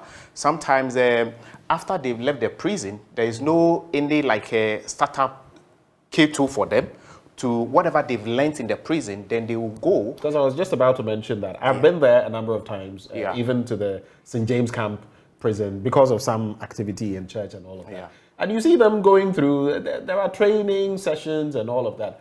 But when they come into society, they are not accepted, so they can't even practice. Yes. Of course. So the reason is that we want to change that narrative. First, we want to build confidence in them that, yes, I mean, anyone can be part of or can be a victim to where you are. Right. So even as much as you are out of the prisons, you should build your confidence. You should make sure that if the society is even neglecting you, prove to the society that, yes, I mean, you can do something meaningful with your life and you've learned a lesson. So this project is to inculcate in them the confidence. That's number one. Also to know that they can also do something meaningful with their life out of the prison. And then the part of the project, whatever they will learn in the prisons, we'll make sure we follow up and give them startup kits. So that when they go, they can get employability out of that and they can start doing something with the skills that we've learned through this project. Then they can also be beneficial to the society. So interesting perspectives there. What is your target group, Peter? So which category are you talking? We're looking at juveniles in prison, okay. Young people between the ages of 14 years up to the age of 24. Right. And so we are actually working in partnership with the Senior Correctional Center that has the juveniles in prison up to 18 years, and then the James Camp, again at Roman Ridge. That has, a little over 18 years and above, but they are already, getting ready. Some of them are just over. Yes. So like, Nirali said, the whole idea is not just to help with their, reformation, but to also help them to be gainfully employed when they are released. And so the project would also, apart from providing psychological support, right, whilst they are in prison, apart from enhancing on their vocational skills, all right, in partnership with the prison service, would also be providing for them a business startup kits, all right, in whichever choice of vocational skills they choose or they develop whilst they are in prison, so that when they get up with a startup kit, they are able to set up, their own enterprises. And, it's very, very important because the youthful population in prison, keep increasing. And if they decide to go back to prison because society shuns them, then it means that we are losing a huge chunk of our youthful, energized population who would have been the future of this country. The vibrant ones, so the vibrant ones that can impact our economy are languishing in jail. In jail, all right. And we are a contributing factor as a society because of our stigmatization, our thinking about ex-convicts. And so part of the project is also to advocate for societies to see ex-convicts or offenders as as part of us, as human beings. Because they are. They are a part of us. Just because someone has committed a crime doesn't mean. It's like we say in our local language, because a child, poos on the mother's leg or thigh, doesn't mean she's going to cut it off. Exactly, yeah. So, but just to cap off the conversation, before I come to you, Ni, on what we can expect on Thursday, the 23rd of March, just briefly, what role is the Australian High Commission playing in all of this, and who are your other partners? Briefly, because we're right. Okay, so the Australian High Commission is actually funding the project together with other individuals and corporate organizations, but they are the main funders. Okay, through, like I said, through their direct aid program. From the Australian people. So we are very thankful to the Australian High Commission and the Australian people. We are also working very closely with the Ghana Prison Service. We are very grateful to the Director General and the OICs at the James Camp and then the Senior Correctional Center for giving us that opportunity. We are also working closely with the Ghana Psychological Association. They are also supporting with their technical know-how in offering psychological support. We are very much open to work with any organization who sees this as a priority and they want to be part of this great initiative, right? And so our arms are always opened. Nee, what is happening on Thursday? Walk us through what we can expect. Okay, so Thursday we are officially launching this project to also, have the opportunity to meet the press and do press briefing about this, why this project is so important. So it is a launch of this project as well as a press briefing.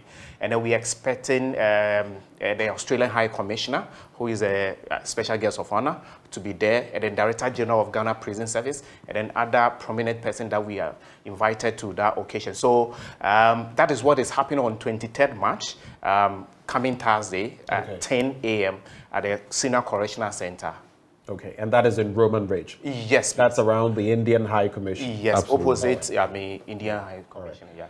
I'm sure some people may want to reach out to get further information or maybe even to support as well. How can they reach you? Well, we are on social media. You just type Head of State Award Scheme, or you can go to our website, www.husaghana.org, and all the necessary information is there. If you want to reach out directly to our office is located at the Nat Hall at Adabraka, or you can call us on 0302 967406. Again, 0302 967406. That is office line. Or you can send us a WhatsApp on 0242862719 and 0242862719. Let me take my time. 0242862719. And we are more than happy to engage. We want more partners on board, right? We want more partners on board so that those young offenders will feel that society, has not neglected them. And you're my wawa too, because it could happen to any one of us. It's been refreshing having this conversation with you. Nee Odoye Lai, Operations. He is with the Operations Department, Head of State Award Scheme, and Peter Akai Enum. I'm still murdering the name. Executive Director, Head of State Awards Scheme in Ghana. Gentlemen, thank you for coming. Thank you so very much, Benjamin. All right. And that is how we cap off the show this morning. But do expect a lot more coming your way on this channel. JoyNews Desk is up next. Get all the latest tidbits on the show. From Bernice Abubeido Lanza and yours truly, we say top of the morning to you. Thank you for staying. Let's meet again, same time tomorrow.